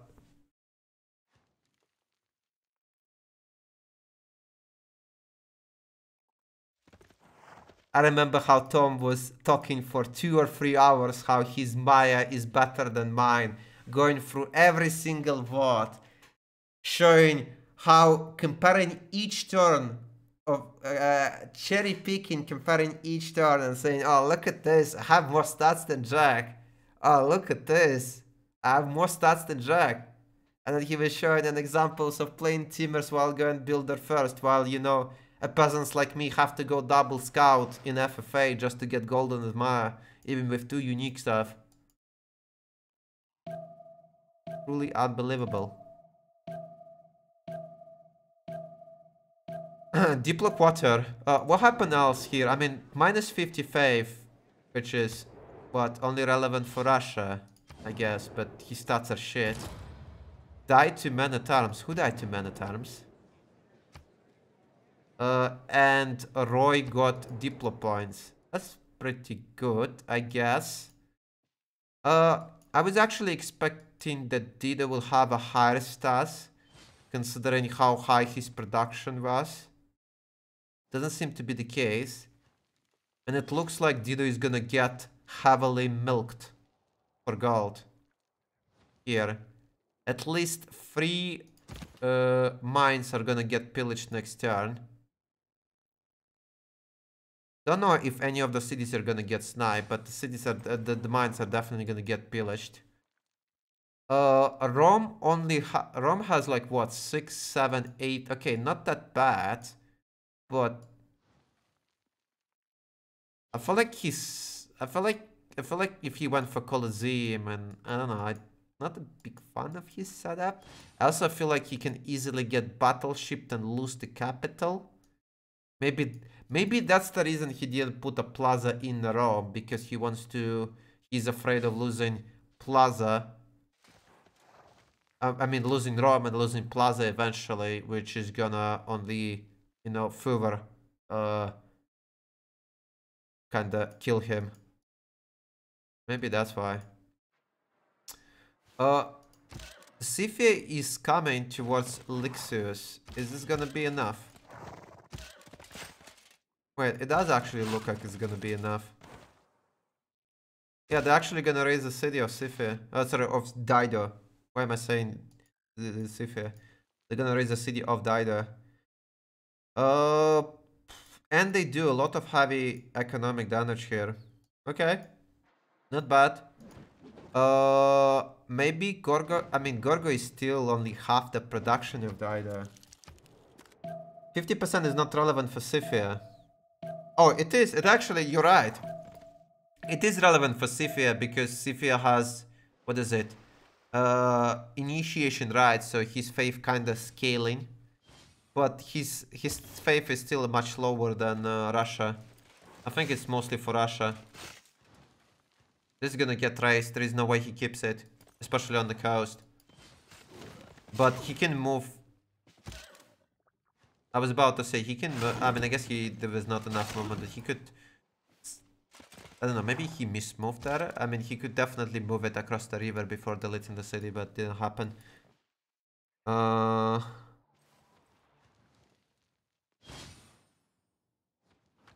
We'll see what's happening here. Omar. Hildegard hopefully is gonna get sniped by Russia. He has some faith. He has 400 faith. And he has a scientist point, so he can definitely faith by the Hildegard. When he has a plus 18 Lavra, there's gonna be a lot of science. Sort of get him out of irrelevancy. I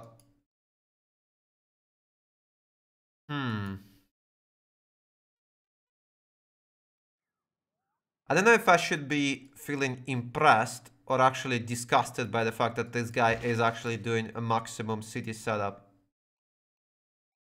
Is this actually the maximum city setup? What the hell? Yeah, it's gonna be here, it's gonna be there. He actually done it. Oh, dude. Why Aztec became meta?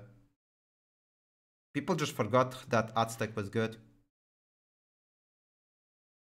Can you explain the Hildegard bonus to me like I'm 5? Actually don't understand.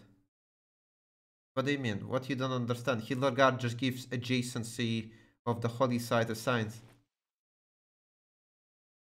What is there to not understand? It's just like, it's a scientist who gives holy site adjacency as science. That's all? It's not complicated. No hidden formula, nothing, no secrets. Just like, just a raw science.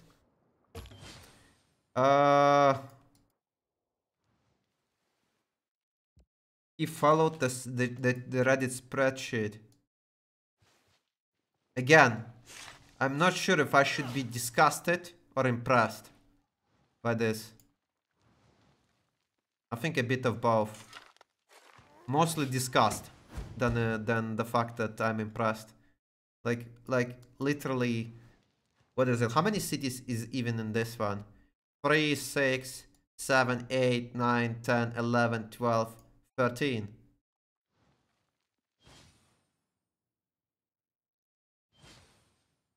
Certain cities on Maya. But like on turn 60, he could have been 200 science if he didn't done this. If he hasn't done this. If he actually just developed his cities, built up infrastructure, made more builders, he would have twice more science than what he has right now. Look at this. He has 12 cities, but his capital and his main cities are not ecstatic. He's missing 20% science, and culture, and gold, and faith, and production, and food. 20%. If he had 8 cities, ecstatic, and built better with universities, easily 200 science. I think in most of my games, I would hit industrialization by turn 64, 65 on a free sim Maya. Not even close, dude. Oh no, the flood happened. Wait, I just realized he didn't even have a Liang here. Why did he input Liang there? Why check only Maya? I mean, because... I mean, what is there to check? These guys are... I mean, there is the city and that's all. There is... nothing really happening there. Guy only spamming holy side. Did he get Hildegard? Why he's not faith buying it? Wait, what? Russia did not faith buy it with 600 faith. I mean, if I had to guess, Maya is gonna take it. But you can also say he can, if he takes it, he might miss on Newton.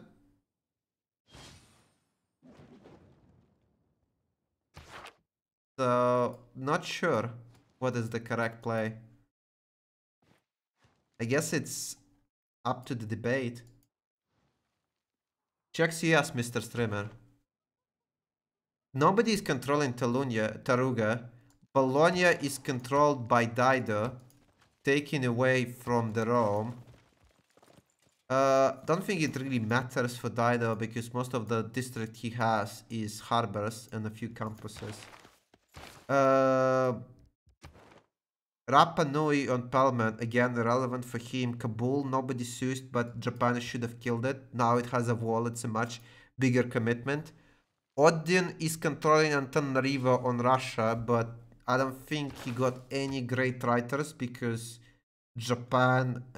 no, he got one writer, but Japan and Gorgo contested all of them. Samarkand on Paul... irrelevant, just basically a gold city-state and favor.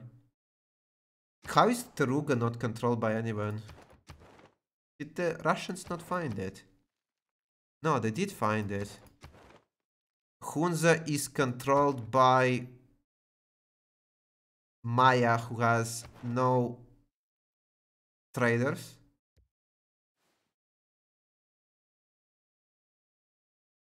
And Mahanji is controlled by no one. Yeah, Maya passed it into Russia. Huh.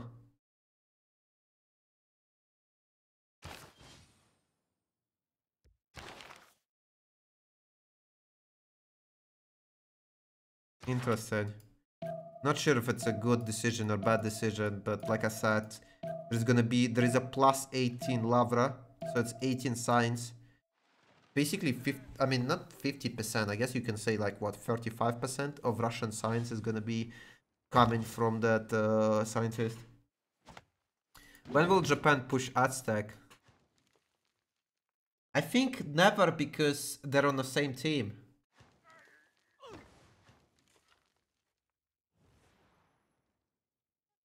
One, two, three.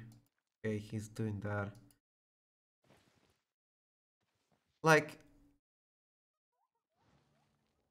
dude, let's do the math. So the first settler cost 40 production, right? He built 12 because he has 13 cities total. So 40, so 12 multiplied by 15 plus 40. This settler costed 220 production. It's making 2 production per turn. It's literally never gonna pay off for itself. Never gonna pay off for itself.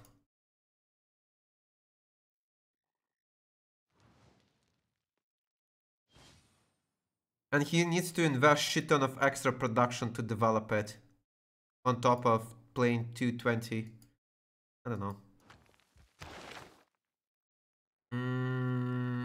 So Japan is gonna pass the scientist into Russia.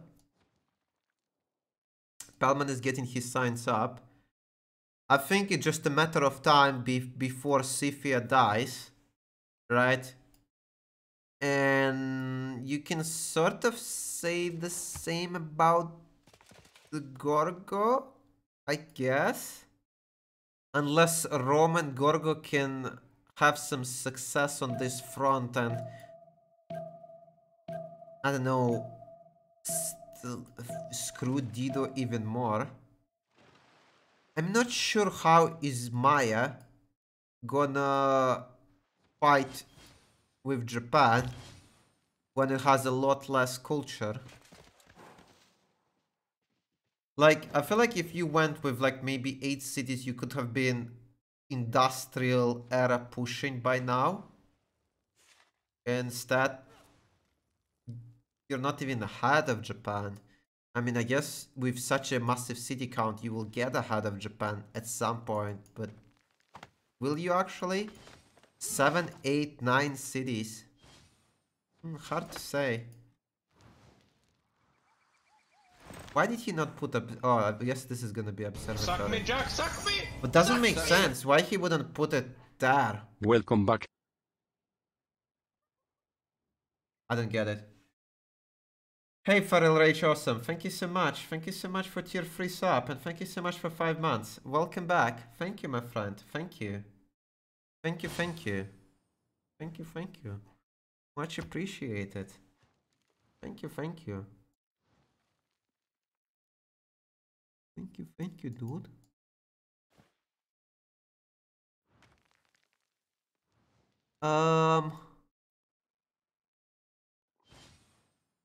Trying to look. So, I mean, Sifi is trying to stay relevant, but I don't really see him staying relevant. I think he's just gonna be irrelevant, if anything. So everyone is irrelevant because of Maya. Not particularly. It's just Inland Sea. Inland Sea tends to be extremely slow map on a stat gain. The reason it is slow map on the stat gain is because a lot of your expands have no fresh water. Then they naturally are slow and growing and getting districts up. and thus everyone is low on stats. This is why people like to play something like Arabia or Mali or Teddy Bull Moose when they're dodging the coast, because those civs can get ridiculous stats with just 2 districts, and they actually don't mind having.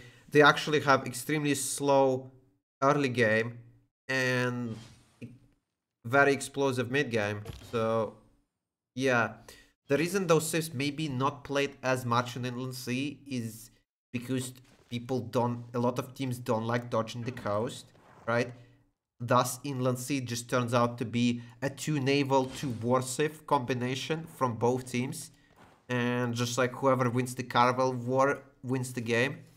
But if you dodge in the coast, you can definitely go Teddy, you can definitely go Arabia, Mali, you can go I mean, even Russia, Canada is extremely good on inland if you're dodging.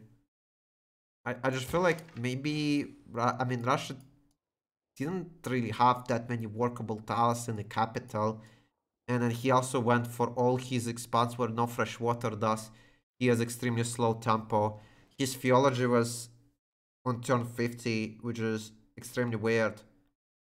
I feel like you should get your, I mean, I guess that's the consequences of going no fresh water, but no, not even turn 50 is still too late. Even with going no fresh water. I feel like your usual timing is around, like, I mean, again, pre-turn 40, theology should be done, for sure. Just like no excuse to have any turn 50. He was missing out like 55 for 10 turns. Which potentially could have been the difference between him getting and not getting golden. He could have bought apostles with that faith, finished the religion. He could have started Inquisition. Also, I feel like that's a result of him going Defender instead of going Lane Ministry or Pilgrimage.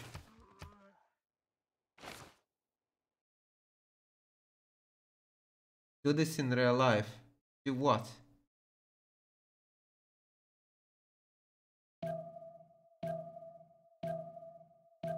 Aztec Muay. Is he actually spamming it? I don't think he built any... Oh wait, he did build it here. I mean, it's gonna help him with some nationalism timing, but that's about it.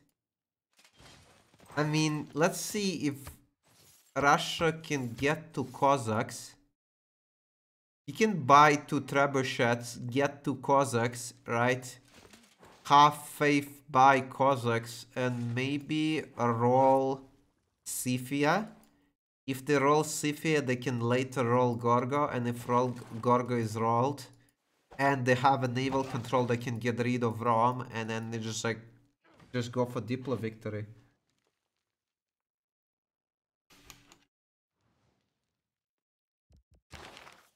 Okay, the Newton is the first scientist after Hildegard. Japan is projecting for it. Does he have the gold? Oh, he got a musician. It looks like Mai is not gonna get Newton. It's fine, guys. He missed Newton, but at least he has 13 cities perfect setup.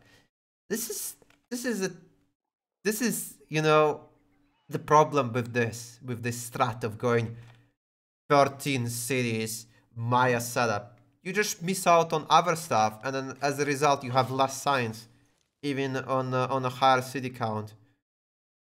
Wait, he has a project finishing here, but so does Japan have the project finishing in 2. Let's look at the slot order to determine who is gonna get it. Who is Maya? Maya is at the top. I guess he's gonna get it. Unless they gold buy Newton next turn. Which they can potentially do. I mean, Dido is making 200 gold. Oh yeah, they're gonna gold buy it. Is it gonna be enough? He's making... How much is he making? He's making 17. So 78 plus 17, 95. plus he finishes a project for another 30. That's gonna be more than enough. Yeah, that's gonna be more than enough. So, unlucky for Maya.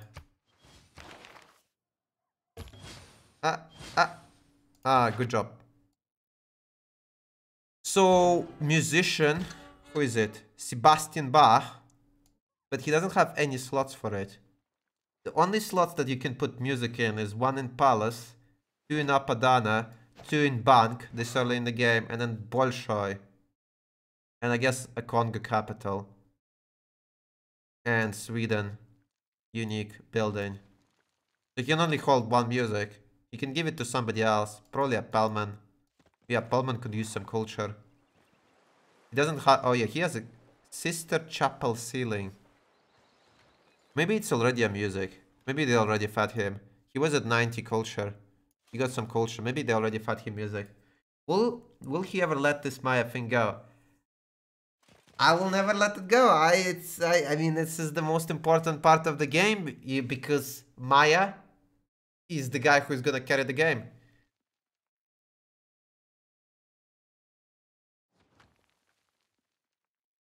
I don't know what great work is Sistine Chapel ceiling. I don't know. I'm sorry. I'm uncultured. Suck me, Jack. Suck me. Suck me. Hey, Agelaber, thank you so much. Thank you so much for subscribing. Thank you, dude. Thank you, my friend. That's an art. Well, I learned something today.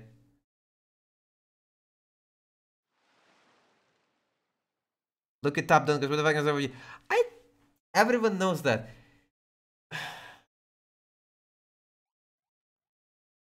I clearly didn't know, and I bet I'm not the only one who doesn't know it.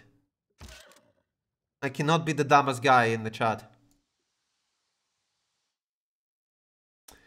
What is Sifia gonna do? I mean, he can get boosted to Cuirassiers. I think Industrial Push by Sifi is one of the best in the game, but I'm not sure he's gonna get it in time. I feel like there is a potential Aztec is just gonna roll him with industrial units more than anything. This guy, he's only at humanism. So there is enlightenment still, right? Maybe he doesn't have diplomatic service. If so, his nationalism is super late. If Aztec rolls him, it opens a second continent for Aztec. And with second continent, Aztec becomes quite a formidable war save with +8. Guled, you've probably seen it before. Okay, what is it? Sixter Chapel is where the Jesus is buried in Vatican. Let's Google it.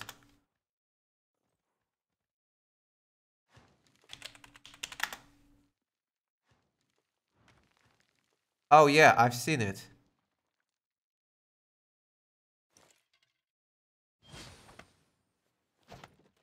Oh yeah, I've seen it. I just didn't know how it was called. Especially in English. Yeah, I've seen it. I guess I didn't learn anything today.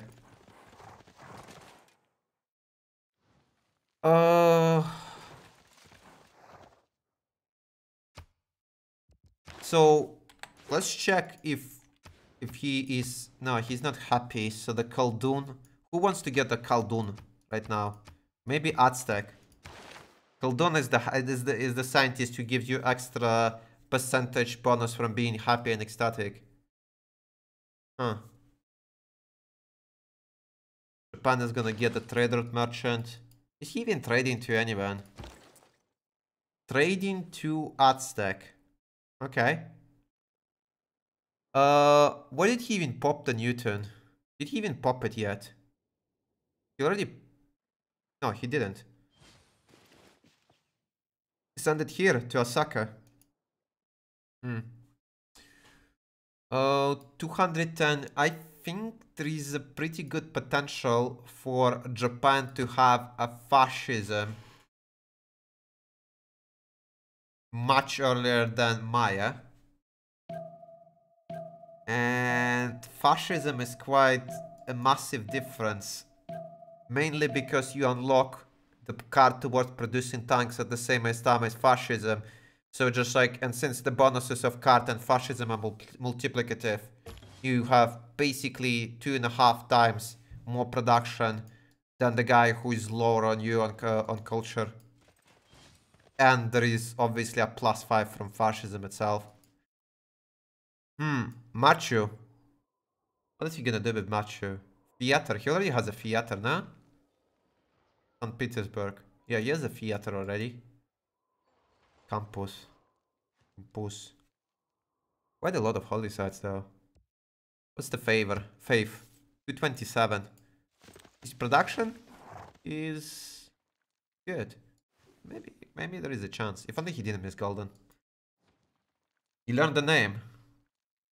I guess I did learn something. The orange turtle from TNT painted it. Ah. Good for him. Can the flat sink a wonder that was built? No. No. Wait, you mean which flat? You mean from a flat plains, or you mean the one that like flat is if the one when the sea level rises? If a sea level rises, it can. From a flat plane, no, it cannot. Ocean flat can.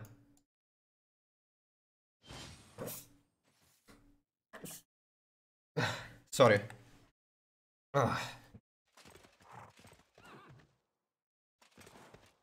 Bless you. Thank you. Sea level rises can destroy wonder. Yeah, you like if you're on the coast, you really have to rush. What is it? The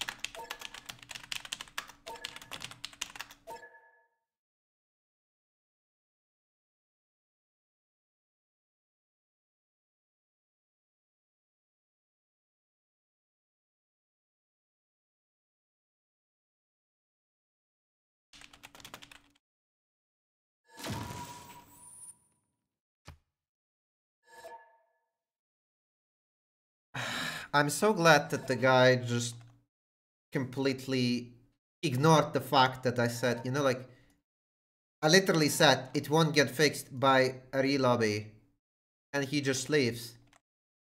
As if I don't give a fuck, I want to relobby.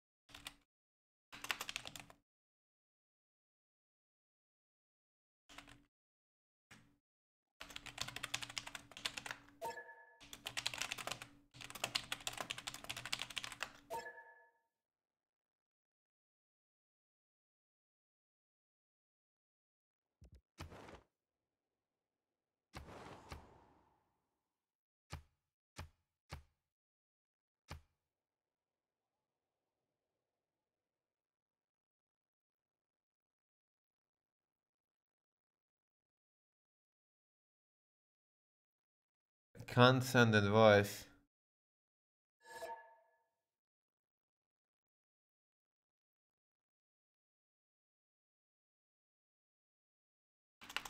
Uh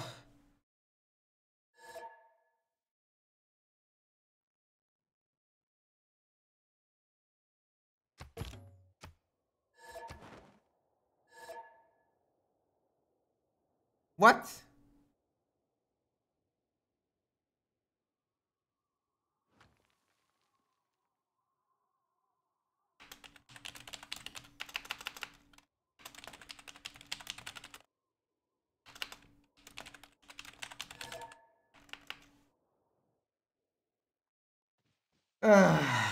Okay.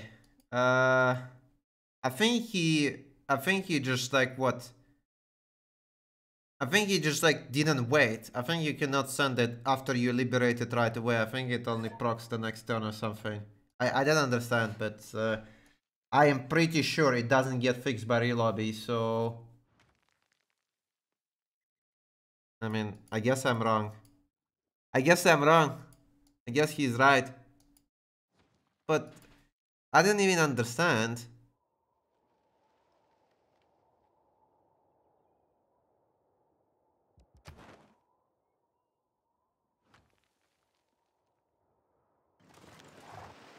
I think somebody is full of shit and it's not me.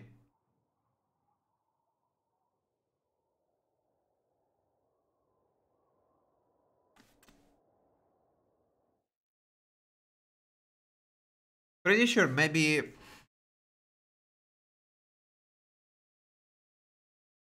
Maybe just because it's the first turn and then because he rejoined it actually fixed itself. I didn't have enough by yesterday. The arrow to add and void didn't work. It doesn't work if you declare on city state and the guy you're at war with chooses it. So there is an interaction bug in the Timers where the city state goes at war with its suzerain, right?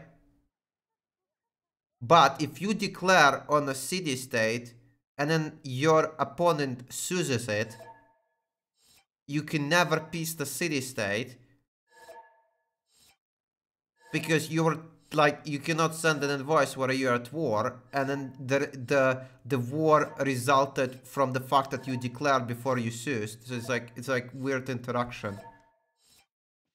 But I'm not sure. I'm pretty sure either he was not clicking correctly, or I don't know. I don't know how else could it be. For sure he was not clicking it correctly or something. Or maybe it's because it was the first turn of after liberation that it doesn't let you.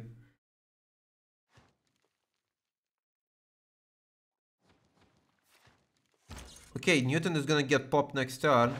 Does Maya wants this scientist? Maya only has 2 mountain tiles. By the way, the value of this scientist is obviously only half on an online speed. So it's like 125 per mountain, which is quite garbage.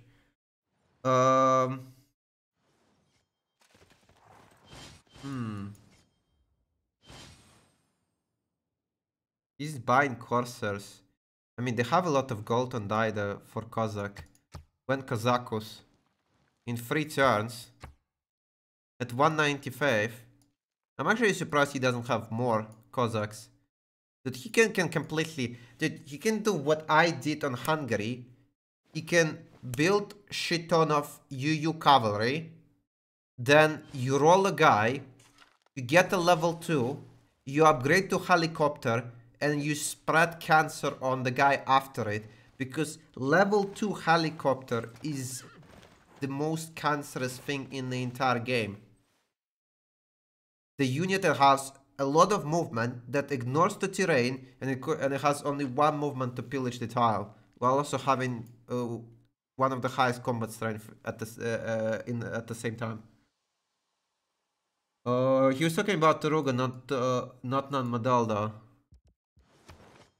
No, he said that he can put in Taruga. He said issue with Nanmadal.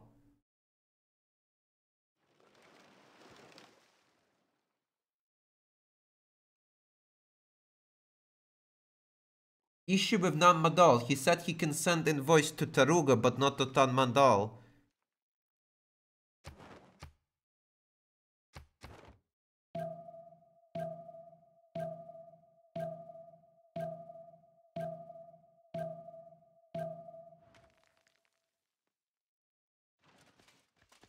But I don't understand because what? No, it doesn't. No, it doesn't really matter. This guy should not have a bug either because they did not declare non-modal. The non-modal was at war from the suzerain when they killed it, so these guys can put envoy. I don't know. Weird. Weird. Oh, look at this. Maya passed a scientist, which is so much better on Japan, right?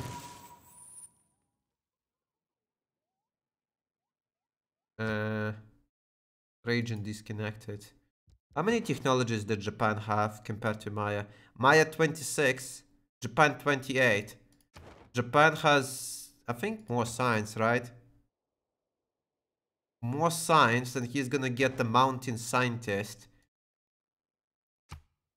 It depends what Japan is planning. He might have a faster tanks than Maya, coupled with a fascism. Or maybe he can just agree to industrialization using all of this.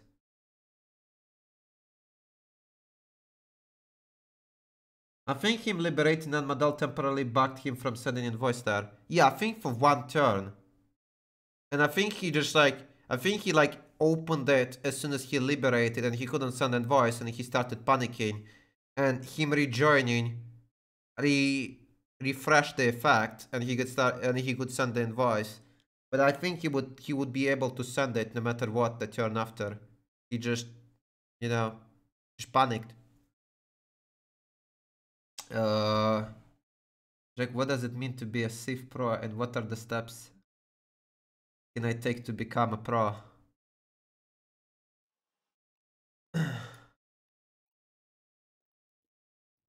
You cannot replicate my success. It's in genetics. And at least 5 hours of meditation a day on top of it to stay as calm and as, how do you call it, as unbiased.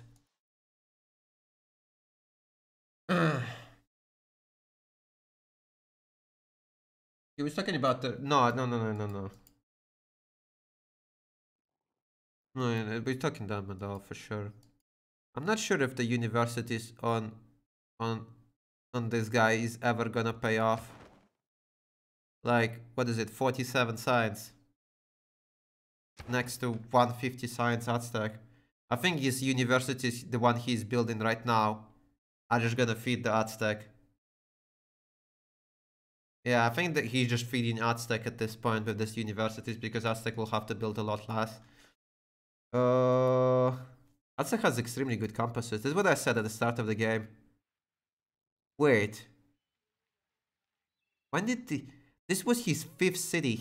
Oh yeah, he built his plaza in the 5th city. I guess he was busy with a real war, but still, that's quite late. Also not a big fan of his campus. I think he should have went here, but at the same time, I guess it kills the heal, so he doesn't want to do it, and I guess it's okay. Malinalco. Ooh. Did they buy him to builder here? Maybe he got it with an eagle. I mean, it's gonna be a city that chops another city. Oh, I see why he's doing it. He's just doing it for luxury. He couldn't get a die anywhere else. He's gonna send this settler on the white continent to get jade, cotton, gypsum, and there is a tea here. And then he can also get a silk.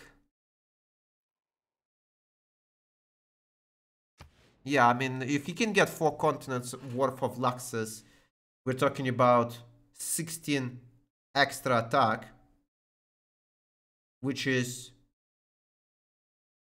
How much damage is that? That's like close to 70 damage on equal strength unit. So like if I have a knight against your knight, Aztec with plus 17 is gonna be doing like 70 damage per hit and taking around 16, 17, I think. Yeah.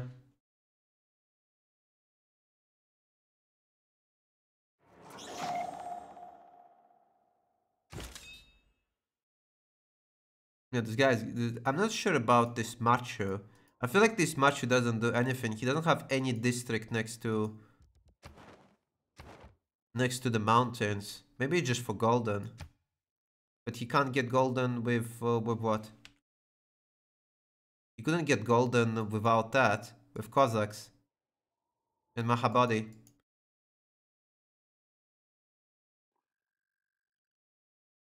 Huh.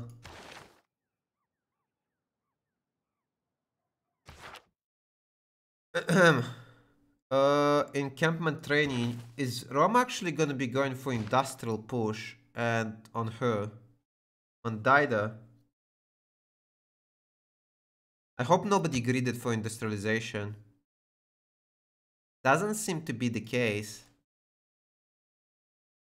That is gonna get a lot of science up soon with all these universities going up. I mean, Maya is getting a lot of science up as well. But the problem for Maya is he doesn't have any of the science city-state.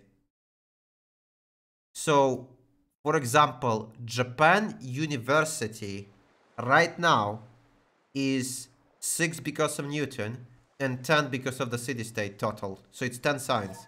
Maya University is 4 science. So Japanese university is 2.5 times more efficient. Same with the libraries. Libraries is what? No, Maya has Hypatia, so it's 3 against 4. Still, Japan is more efficient.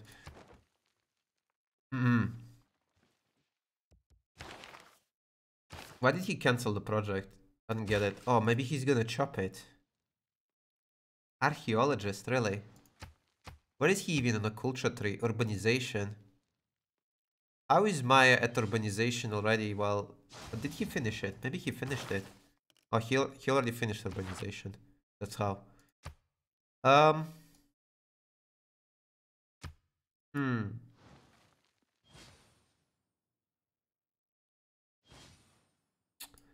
don't know.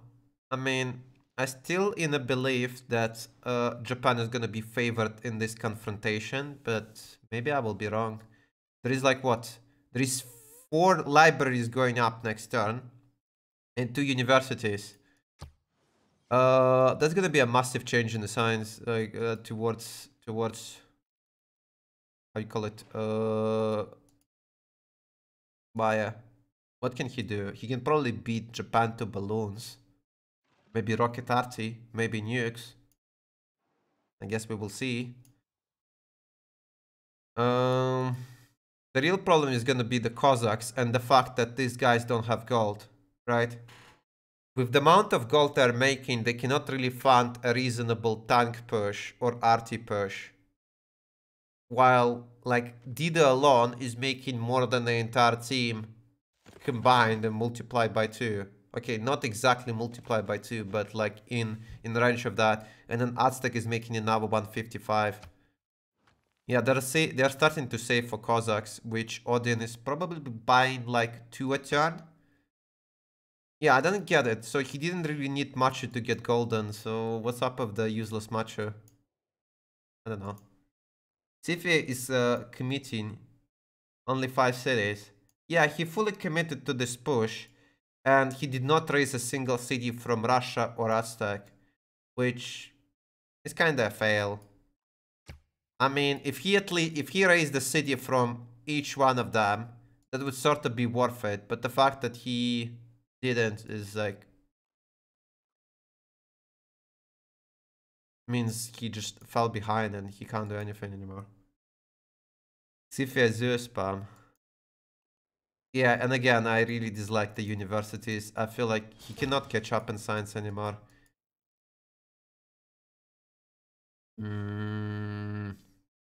Rome is really projecting for an industrial units. And he's pre-building heavy chariots. Like, I'm looking at his heavy chariots. How are they gonna fund his heavy chariot upgrades? He cannot. He cannot afford to build heavy chariots. The city has, what, 11 turns for encampment. How much production is that? 12. Hmm.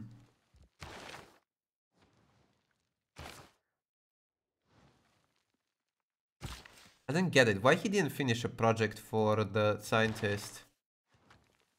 Now Rom is gonna get the mountain one, right? There's yeah, Rom wants a mountain one. He has a +3. And that's the best he can do. What the fuck? This Aztec volcano never had such a volcano. It's because of the Maui. It's a unique It's a city-state improvement. It's not from the volcano. 12 city Maya grid. It's 13 cities. I mean, I guess he didn't count the capital. Oh my god, is this gonna be a line infantry push? What am I looking at? Line infantry Aztec push. With what? With field cannons. Sounds so degenerate. Does he even have oligarchy? I think he does.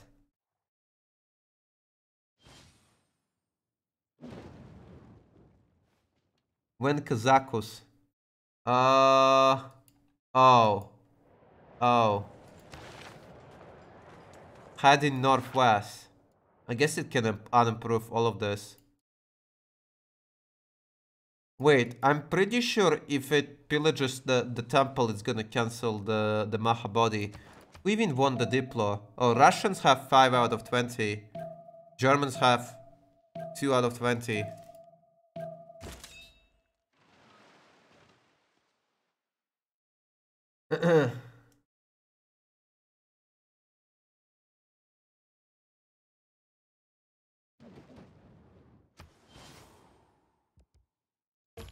I don't know what blew up. It had to be some volcano or something. Yeah, I think it's gonna be field cannon. I don't know, maybe line infantry, maybe something else. Let's look at the science. 175, 204. Maya already has a level 1 spy. Japan doesn't even have a spy yet.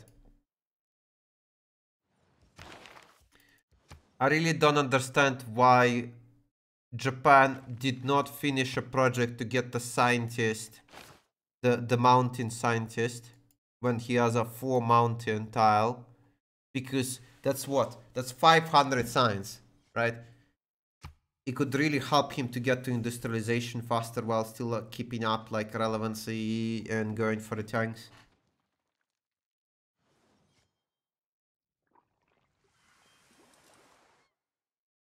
1k science.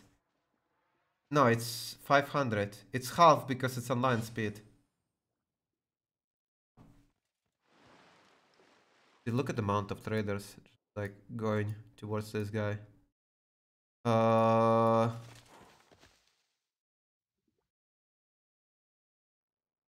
Yeah, this settler is just going there to improve the luxuries. He already has what? He already has the truffle. So again, he will probably go here, cotton gypsum. Then he needs a city here for tea. He needs a city for silk. And that's a potentially 5 more luxes. Is there any coastal ones? There is no coastal luxuries. Unlucky for him. And he will get few more after he kills Sifia. And then I guess if he kills Gorgo, he can get the remaining from the purple. Dude, the white continent stretches for half of the map. This is why people don't really like picking Aztec on Inland Sea. You almost always gonna get screwed by the continent. Is it just me, are there never coastal luxuries on Inland Sea? I don't really keep track of it, but it might be the case. It might as well be the case, yeah.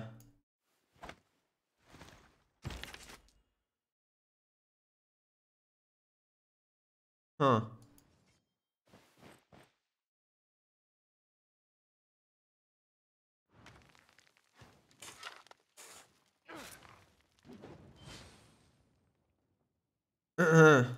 um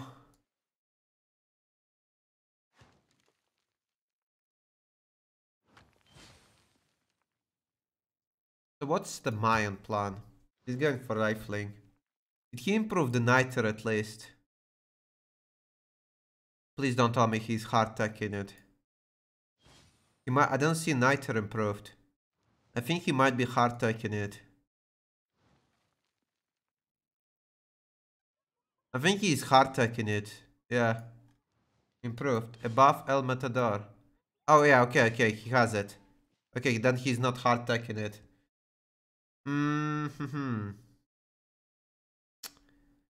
I feel like the problem is right now, right? They have to get the gold to fund a courier push on Rome. And if they do that, if they upgrade these heavy chariots, they're not gonna have enough gold for tanks. Unless Rome can do something with those couriers and maybe pillage few tiles, which probably is extremely unlikely. Yeah, basically it's gonna result that if they upgrade these couriers, they're not gonna have enough gold for tanks. They're making what, 120, 160, I mean 200. 200 is not the worst, but like you kinda have to start saving for tanks right now already. Like if you wanna do a massive push. Especially if the Maya is gonna be upgrading from heavy chariots.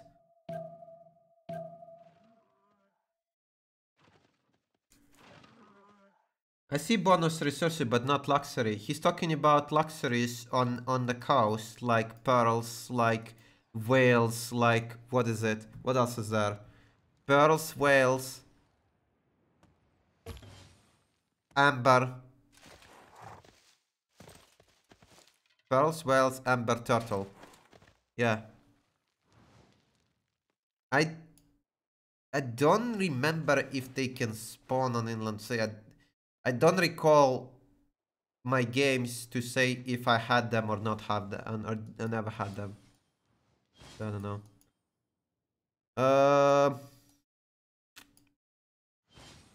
Chancery. Would be useful for influence points. I was about to say, maybe he should not have upgraded them. Sorry, he should not combine them in the cores, but I guess it is Cossack, it doesn't really matter. He can, how would you call it? He can rotate them anyway because it's Cossack. He doesn't really need to abuse the what is it? The nationalism, you know, combined mechanic. Okay, so Russia is gonna get monumentality now. But I think he wants to buy few more Cossacks before the Congress, because it's a half price Congress, so you kind of want to buy a few more. And then you can start buying builders to improve the remaining of the land. How realistic for Sifia to defend the Cossack push? He's at gunpowder. 3 turns for gunpowder. So probably 4 turns for metal casting. So probably 5 or 6 turns for ballistics. I mean, all of that combined, we're given like what, 13 turns? Yeah, it's gonna take quite a while. It is logical. Turtles and whales need oceans. They cannot survive in inland sea. Here is an ocean for you. I think you're giving too much thought and too much credit and too much, you're overthinking it. I think Pharaxes didn't put that much thought into it. They just slapped an ocean in the middle of the map and called it inland sea, and then they were happy with the map.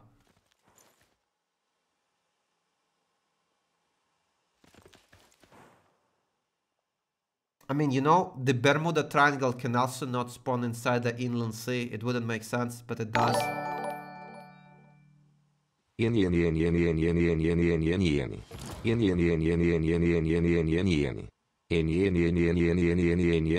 Olá, que tal? This is Big Miguel on the phone. I'm Sudoeste glad you are back, Jackie Chan. But I see that you are still making so many mistakes. Fucking puta. I'm glad I'm back as well. Thank you. I suppose it's JR. Thank you, JR. Thank you. Or the Big Miguel.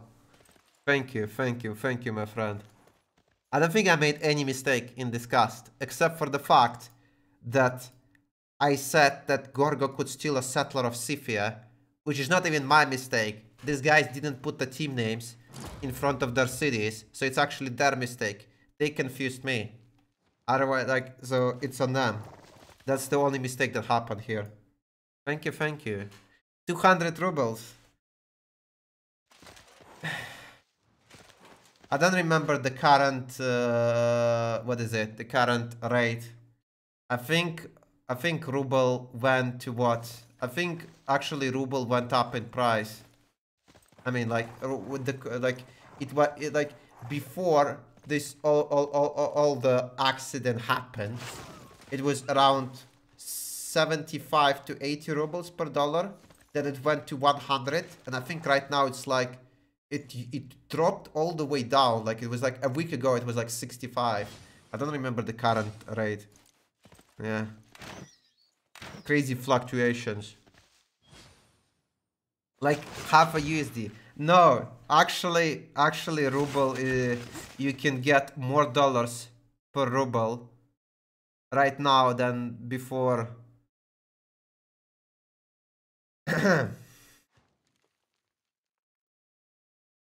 Before the crisis.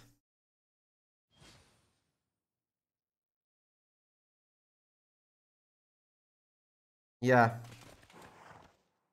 And I think it's mostly because of central bank regulations. They like restricted. I mean, they heavily restricted ability to dump dollars, and to, I mean, to like, no, sorry, not dump, to buy dollars. I confused it.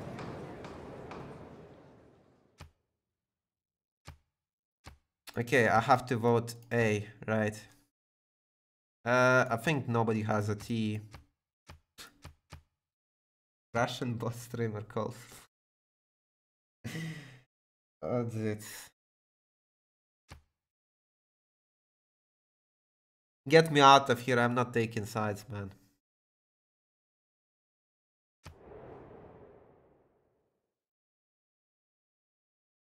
No Big Mac anymore. Don't worry, man, KFC is working non-stop.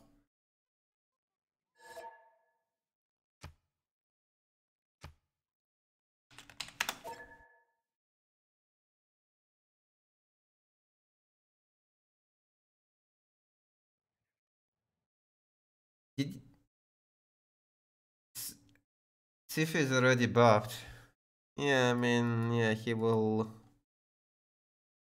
die at some point. You hear Ukraine won Eurovision. I'll be completely honest, I never cared about the previous Eurovision. I never cared when Russia won Eurovision. I never cared when Russia lost Eurovision. I never cared when some other country won Eurovision or lost Eurovision. I just never cared about it. I always found it lame and giga biased. And I think just like the world music competitions are degenerate because the judges cannot be objective, because you cannot objectively say that one song is better than the other, since it is opinion-based topic. You cannot say this is better, especially since a lot of them are made in a different format. Like, you cannot say this song is better than the other one when they're completely different.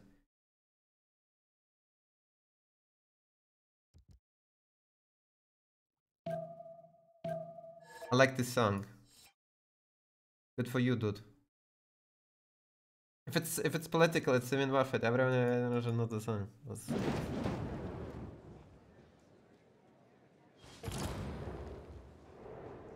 Oh, dude, he just got giga fucked by a tornado. Unlucky. Should have played better. I think we're gonna see, you know, some angry post on BBG from Paul regarding the removal of the disasters from competitive games. And then there's gonna be some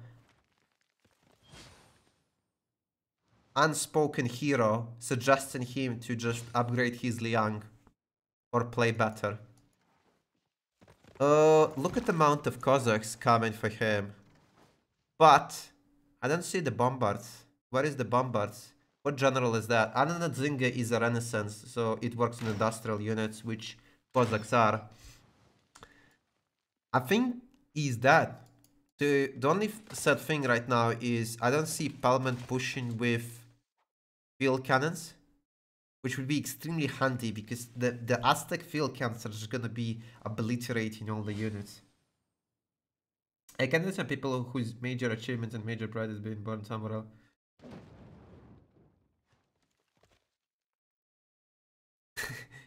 That is, I mean,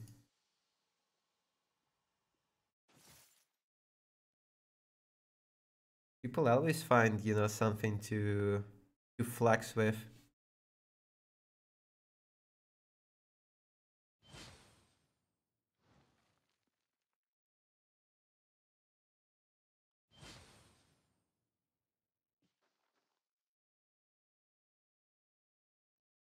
Being French, no problem, pretty nice.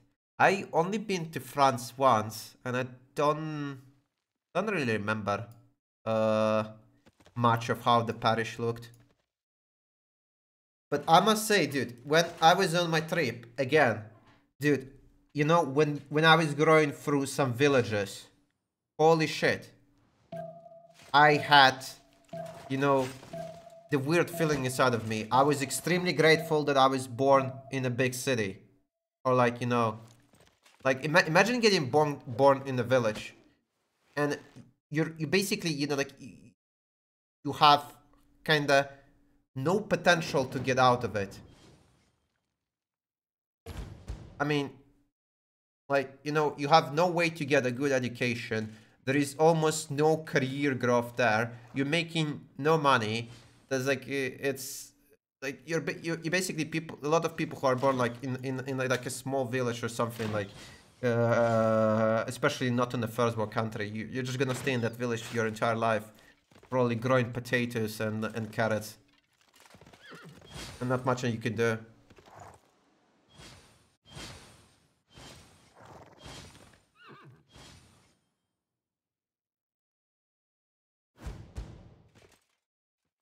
So I'm very happy that I that I got born in Moscow.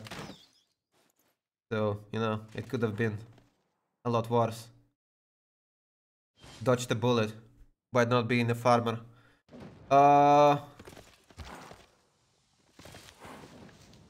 Without a choice. Dude, I mean, this guy is... You know, the only problem right now is he needs to buy some bombards, because I feel like if Sifia gets industrial units and builds a wall, you're gonna have a hard time breaking it through. I don't know what I would prefer to be making hamburgers, MCG, McDonald's, or growing potatoes. What's wrong with... No. I mean, the problem is not growing potatoes. The problem is, like, you're not given the choice. Like, dude, I was going through some villages in Russia, and you're not given the choice, right? There's nothing wrong with being a farmer. I'm just saying you're just like forced to do that because there is nothing else happening in the village. And in fact, growing potatoes and like being a farmer is not even that profitable anymore because the small farmers cannot even compete with like imagine a massive company that buys, you know, endless amount of square kilometers to just grow something, right? You cannot compete with them being like a small farmer.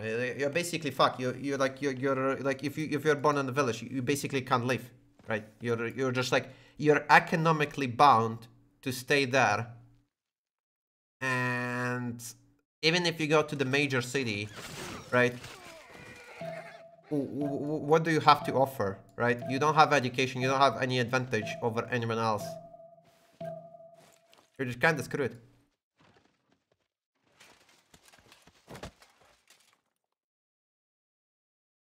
Everyone has a choice, Dunkers. No one is forced to do anything. That's not true. You're... How you... Like, look, imagine. You're getting born in a village. You're making barely any money. How are you gonna move out of there? How are you gonna do it? You're just... It's economically possible for you to get out.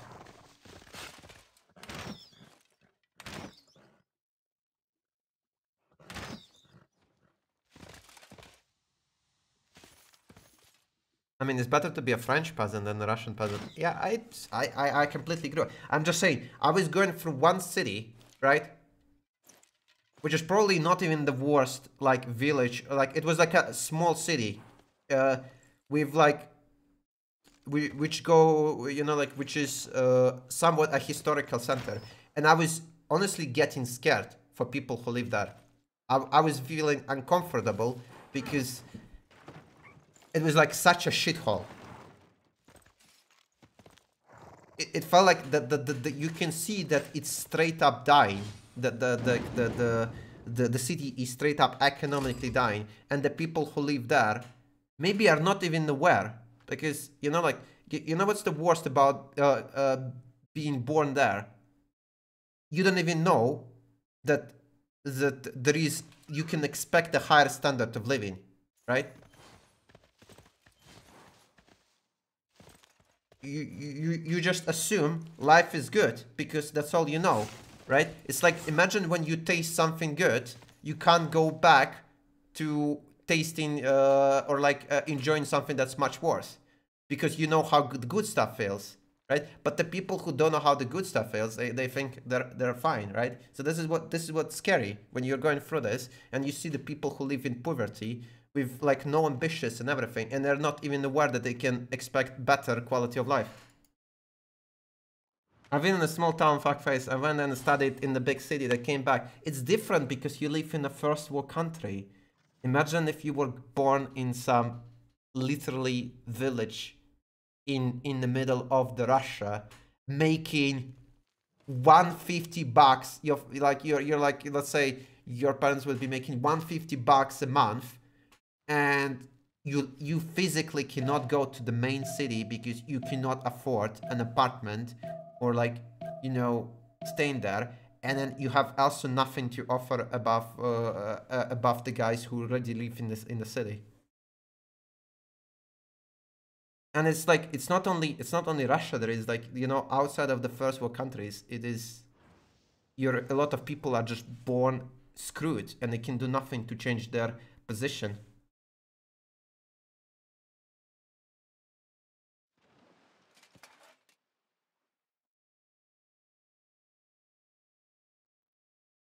Is this guy ever gonna push?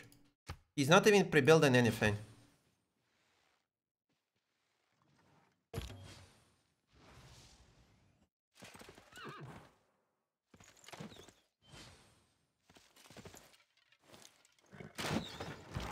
And I'm surprised that, what is it?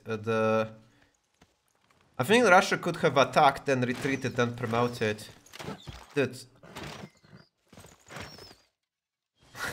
I'm looking at Civ6, he's completely helpless. Like, there is nothing you can do once you get barreled by Kazakhs. Imagine spawning in the middle of rural Russia, being the owner of lots of land full of oil and gas.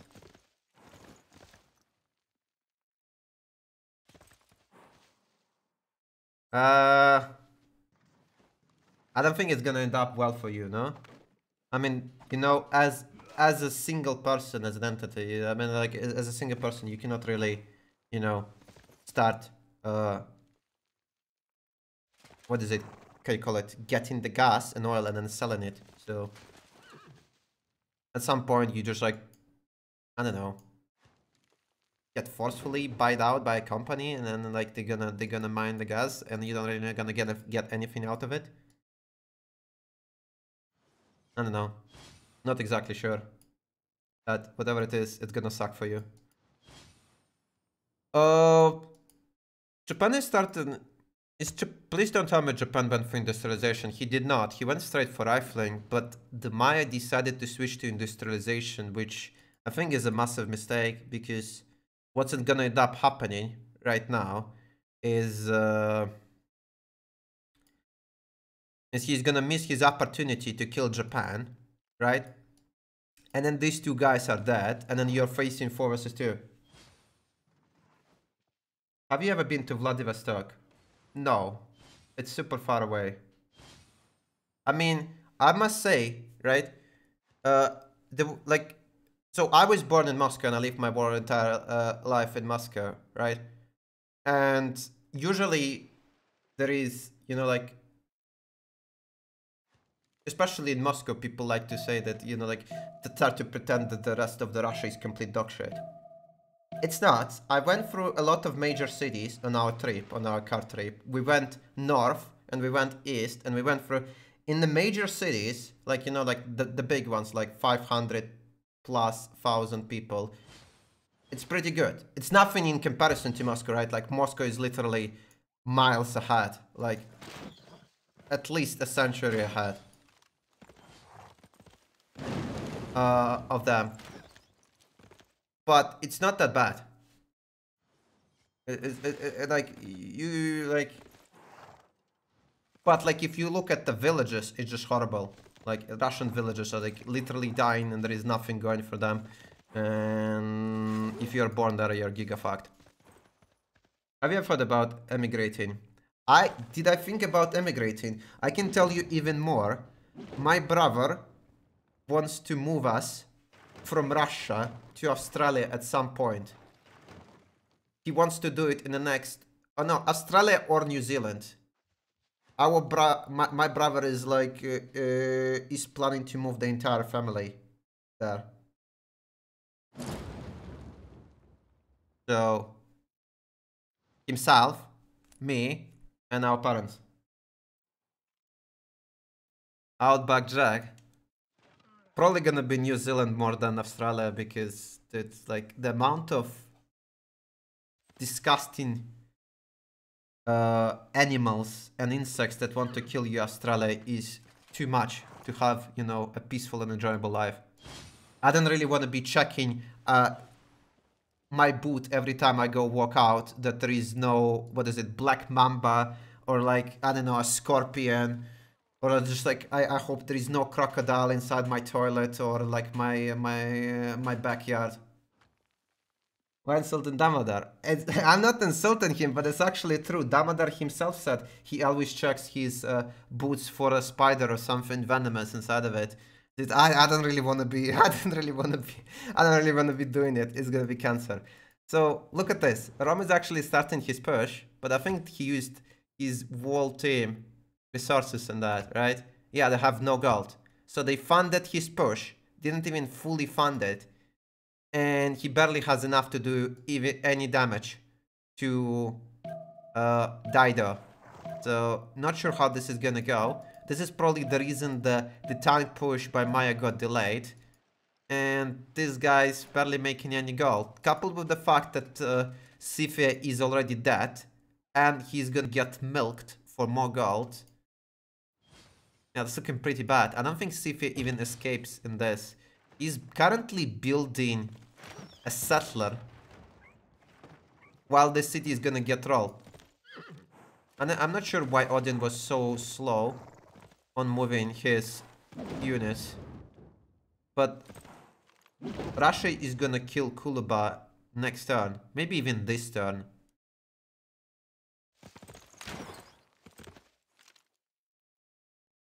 You should move to Brazil.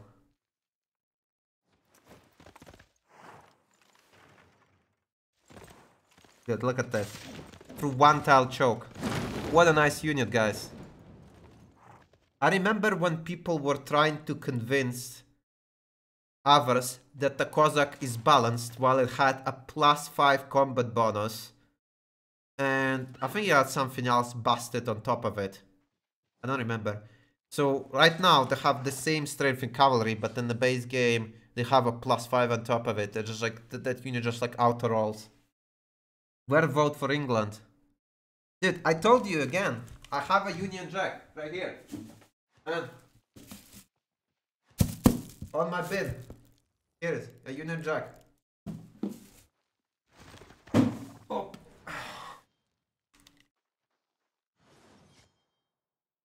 Check poll, results I put up. Brazil. I'm so proud. I'm glad. UK is trash to... I don't know, I just have a Union Jack on my trash bin.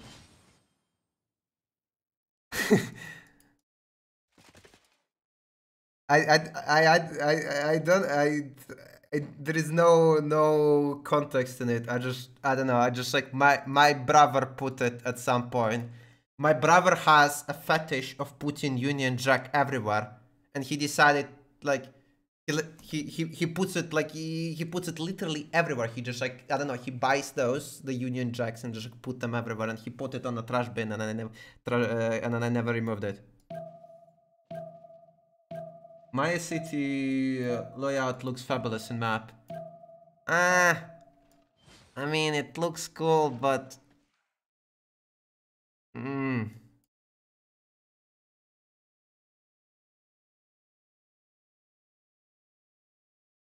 he's building a lot of commercials. I don't know.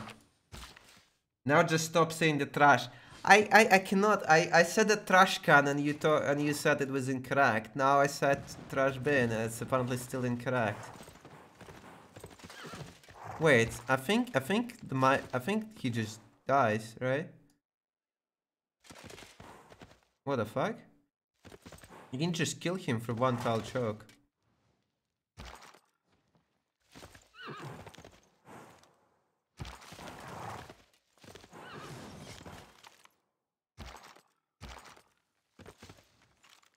I think if he moved here, he could actually attack.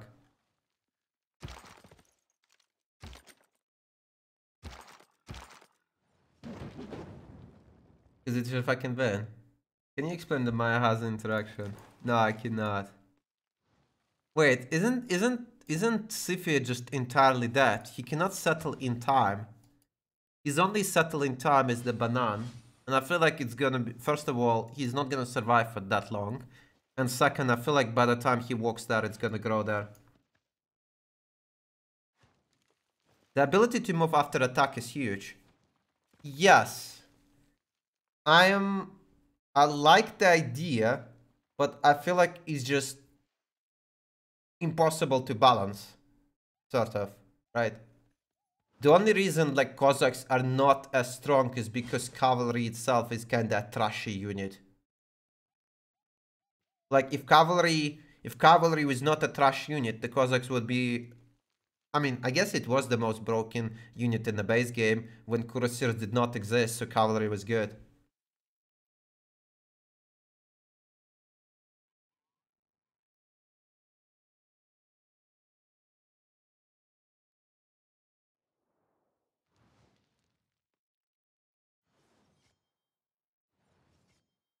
What is Japan? 202 signs. The science difference between what is it, Maya and Japan is quite massive, but the Maya team has no gold, while it's not the case for the Russian team. Does he already have industrialization? No, he does not have industrialization, so it doesn't even matter. Japan doesn't have oil though. He's gonna have steel. I mean, it's just like I said, the main problem is they don't have gold to upgrade the tanks. Even if Maya unlocks the tanks, it's just useless. He can't upgrade the pre-builds.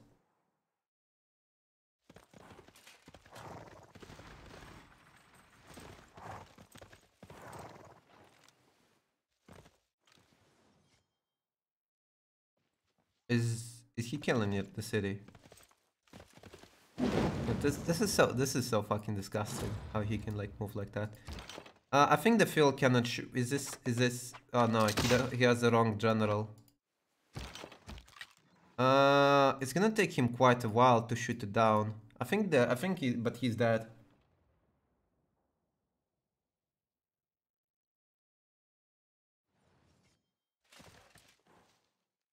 He's dead.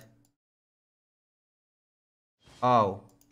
Oh, this is what I was talking about with settling next to the coast. Ooh, wait. Why does he have level 3 and not level 4? That's a misplay. Imagine not making a level 4. He only needs to get a level... Yeah, like, he could what? He could level up the frigate to level 2, and then he pops 2 promotion admirals to get level 4. This is how real gamers make a level 4 armada frigate / battleship and kill their neighbors.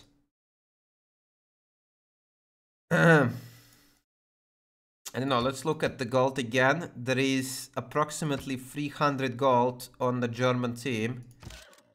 I don't think that's enough.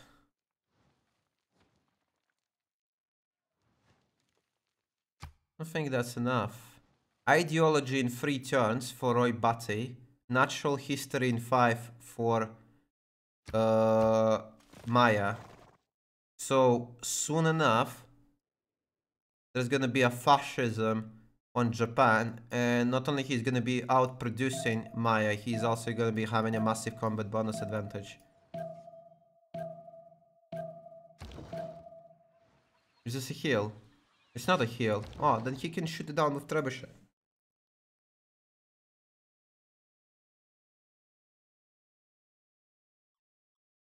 Might as well move to the city and join the mafia sleeping on the streets. I think they might just concede as soon as Sifia falls. Is this the last city of Sifia? It is. I mean, he needs 3 turns to... what is it? To...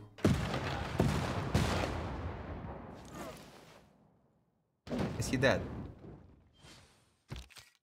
He's dead. I think... who doesn't have alliance? Oh my god, is it Maya? No, Maya has a military alliance. It's Rome. Rome doesn't have a military alliance. It means Rome is just fucked, right? It's gonna be a CC. GG! Though its face may change throughout the ages.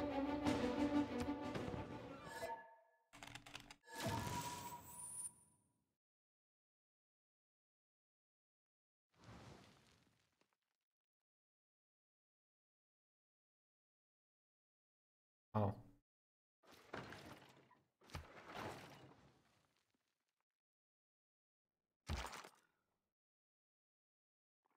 I don't know, I feel like Sifia could have done more, but it just didn't work out. I think it's a combination of his general getting sent back twice, plus obviously a miss move. Godota. Godota? Да. Godota. А чё, у нас тут 1, 2, 3, 4, нам +1 и Годота. Я хочу поесть, я голодный. Ну, на PG поиграешь нам. GG, guys. GG. Какой у меня ужасный спот был, если бы не Артемида, вообще в говне сидел бы. Почему ты билдера в первого пошел и даже не лодки улучшала оленей? Чтобы деньги были, все деньги сбирали. Золото? Да, да. Ну, они, да, ну, 6, во-первых, во-вторых, ну, я терпила в команде, типа, саппорт 5-й позиции, там, покупая фласки всякие. I just arrived. Who won? The Russians won. He said Ну, и that плюс he я went for сразу builder. рассчитывал на фонтан. He wanted the gold. Very big Maya with bananas. Bananas. Yes. Yep. 13 cities, Reddit, what is it? Cheat Maya setup. Nice. Yeah, I have like the perfect setup. Like you can smaller cities in the I don't the think range. it's worth it. I feel like you I have so many cities.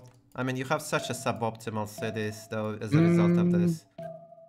I mean, you spend so much production on the settlers, and as a result, you like kind of miss on Newton. Your universities is late. I don't know. Your commercials is late and stuff like that.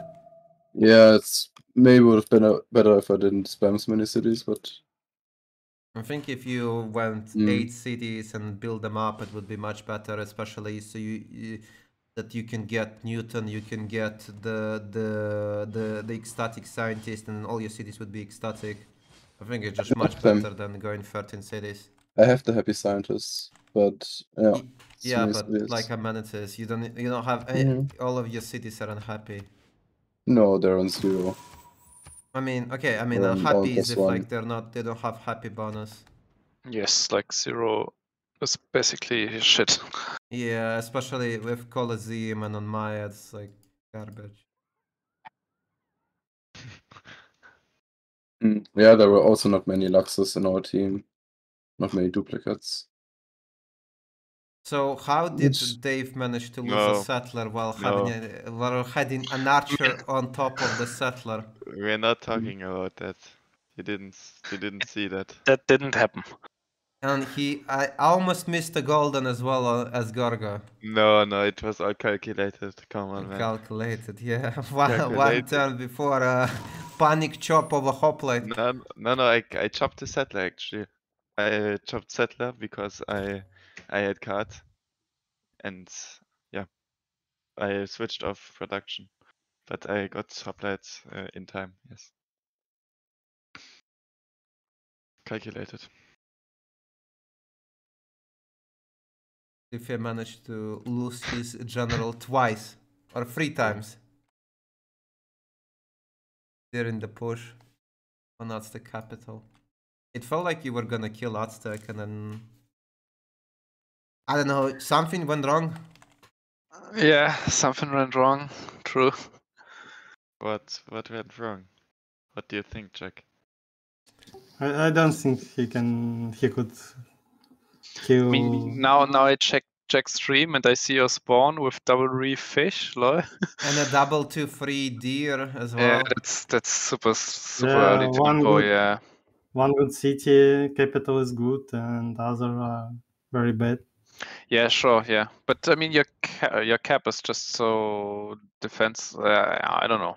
One turn swords. One turn swords as Aztec. So I don't care. On the biggest continent +3, might as well play Persia, no? No, I have already had 2 additional cities on luxuries. It will be +4, +7. I have already had +4 when I killed Civ6 last city. So and I Yeah, you have next different. to Japan, I had spot is 3 luxuries. So I will have soon +7. And I will have +8 because of an additional luxury next to my capital, but I couldn't get it because of Sifia. Couldn't get it early. So +8. Why Dido over England? It is just personal preference. Oh, okay. I don't know what else to ask. I don't know, I just want to ask again, Dave, about the settler. Dude, I thought. No, I'm not gonna say it. It's. It's too embarrassing. It's too embarrassing to tell you guys what actually happened. Okay. So he's just. Why Rome didn't go for what is it? A Colosseum. He doesn't like going for Colosseum. Yeah, personal preference as well. What? He doesn't like going for it. I'm like, I will do it. He had like red, but he could have like turn 35 Colosseum, and he had like a shit ton of chops in the capital. Yeah. It's just better on Maya, you know. I mean, not when you can have turn 35 Colosseum on like 5 cities Rome. Yeah, that would have been also very good. But he doesn't like going for it. I saw how many merchant points Rome had, and I thought Rome will be giga strong with 3 extra traders, maybe Magnus internals, but there's something goes wrong, I think, because Rome stats weren't so big. I think he built Plaza in the wrong city. No, he didn't build Plaza in capital because if he loses it to frigates. Yeah, that's what I assumed as well. But why he didn't just move where his buff is right now? I'm not in the game anymore. I don't know. It's because of the bad tires, right? He has only like a 1-3 and cotton 1-2 and. I mean, but he can work 1-3 one turn, and then the next turn you guys buy him banana. Yeah, but we can't buy it for everyone. We had limited gold in the early game. Maya built a first, buying scout. Yeah, but it's like 1 tile by what Mike could wait 1 turn, no? But there was also a refish and another 2-2. I don't know. I think his moving his cap doesn't really make a difference. I mean, at least he doesn't get frigatable, and I don't know. It's only one frigate that can reach him right now. Yeah, but if it's an armada with level 2, it's shooting for 110. Yeah, but he can just build a few bombers and at least contest it, no? I mean, yeah, but also, like, since you're not contesting admirals, Dido has 2 level up admirals, he can try to go for level 4. Ooh, level 4 battleship. Yeah. The special. Yeah. But then it wouldn't matter if he moved inland.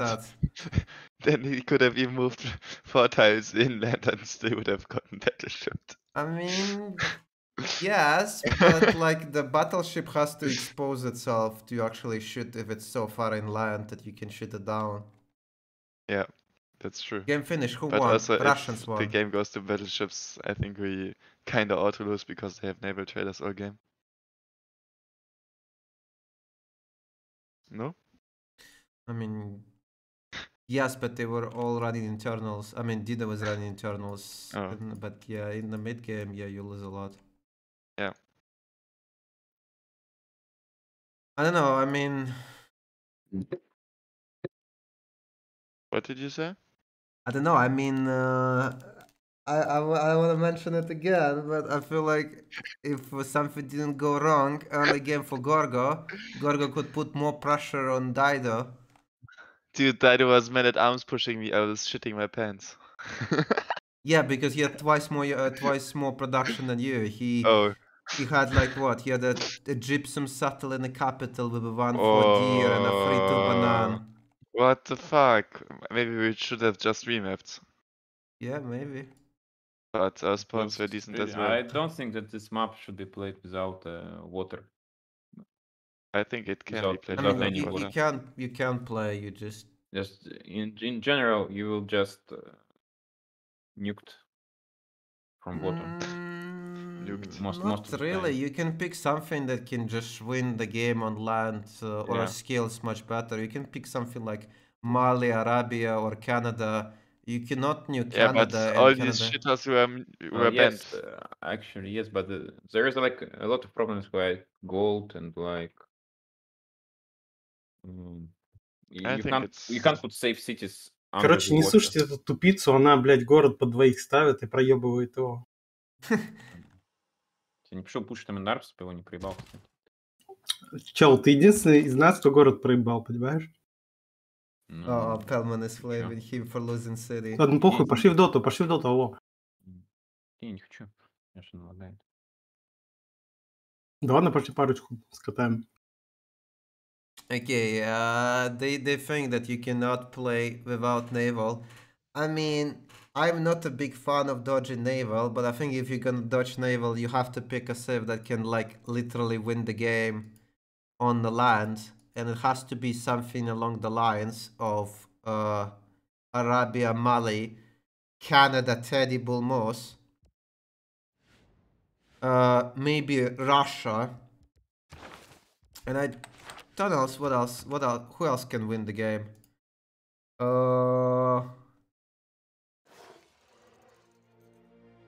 Maybe Cree can really outscale because of the housing.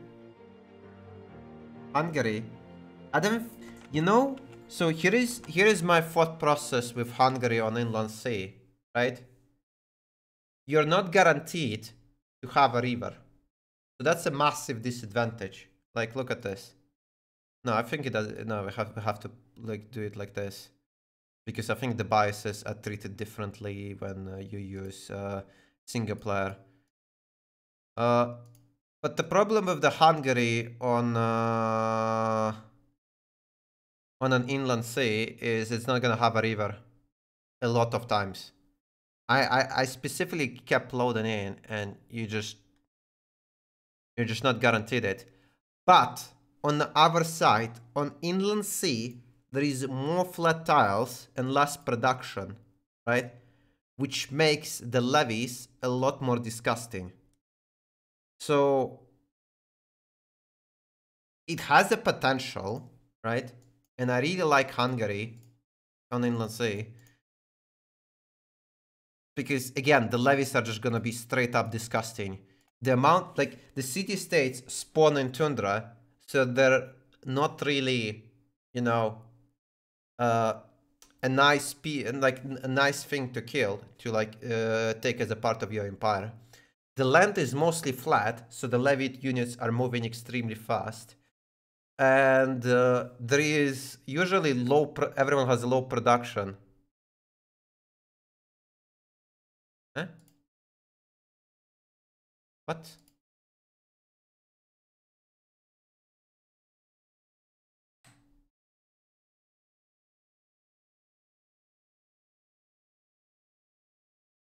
How did this happen? Never happened to me.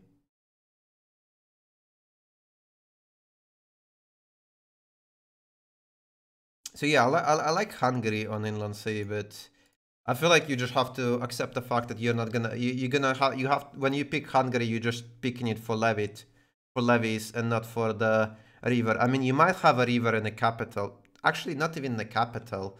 I mean, okay, here is actually the biggest problem with Hungary. I think even if you spawn on a river, the river spawns tends to be close to the coast, which again is kind of a bottleneck. Did I put island plates? No. I think no, I put Inland Sea. Oh my god, I put island plates. You still run out of gold? I don't think so. I mean, again, yeah. If you go, but if you go commercials, it is doable. So, why did I put Inland Sea? Wait, where is it? Oh no, yeah, Inland. Sorry, not Inland Sea. Island plates. Brain melting already.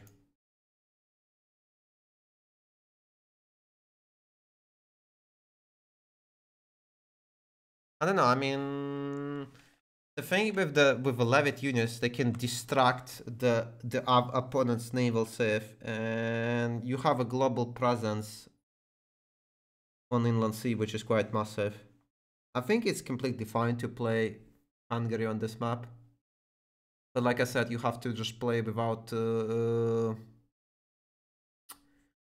river bonus most of the times, and it's probably gonna be 0 adjacency commercials. I mean, here is somewhat optimal, right? You can dodge the coast and you have a river. But I think the reason it happened like this is because there is not that many naval safes in the game. Let's do admin remap. Because when I was loading, most of the times, like I'm talking about close to 60%, I would 60%, I was not getting the river on Inland Sea. Otherwise, I would say it's extremely good. Because getting a cheaper commercial and the levies is quite massive. And the extra gold can be used for you to like upgrade maybe more caravels.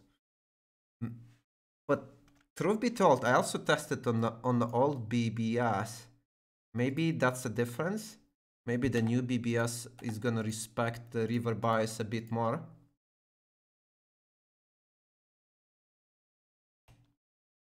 Why do teams keep doing dodging the coast on Inland Sea? They seem to die of no gold every single time. I don't think it's particularly was a problem with dodging the coast, but just like not really playing extremely optimally. Oh, look at this. This is a typical bullshit you can be facing as Hungary when you cannot avoid the coast and you're just fucked. Because if you go coastal without going harbors, you're dead. But if you settle here, I mean, you just have 2 tiles to get frigated. So look, did you notice how every single time I spawn on the river, but I spawn close to the middle, so there is a high chance I can get frigatable. So I think you can pick Hungary in combination with 2 naval safes, right? You kind of can guarantee that you are not going to be prioritized on getting focused on the coast. Maybe the new BBS actually give you a river every single time. Maybe it's not that bad. Because like the few times I played Hungary on the inland sea, I choose the city state in the tundra, and it will have shit ton of warriors, and it'll be absolute AIDS to deal with. Especially if I spawn next to land civ. Sorry, in naval civ.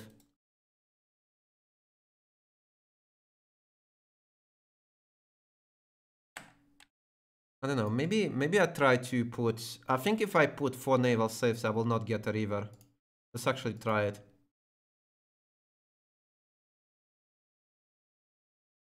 So like, do this inland sea. Remove that. I go in this slot. I pick Matthias. And then I just pick 4 naval safe, and I will not get a river. And I will not get a river. Dido, Eleanor, Guitarja. Boom. I don't think I will get a river this time.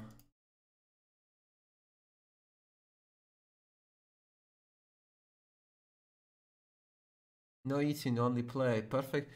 No, dude, I am extremely tired. I just wanna go eat something. Maybe we can play Dota later. Actually, let's check. What's the level these guys are playing?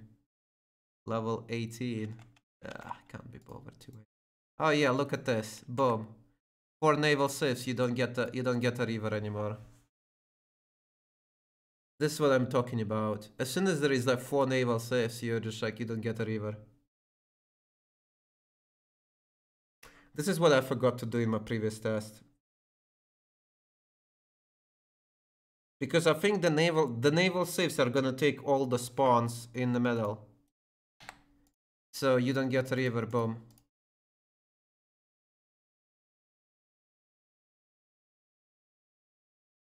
I think I can load 2 more times, but I think both of the times I will not get a river.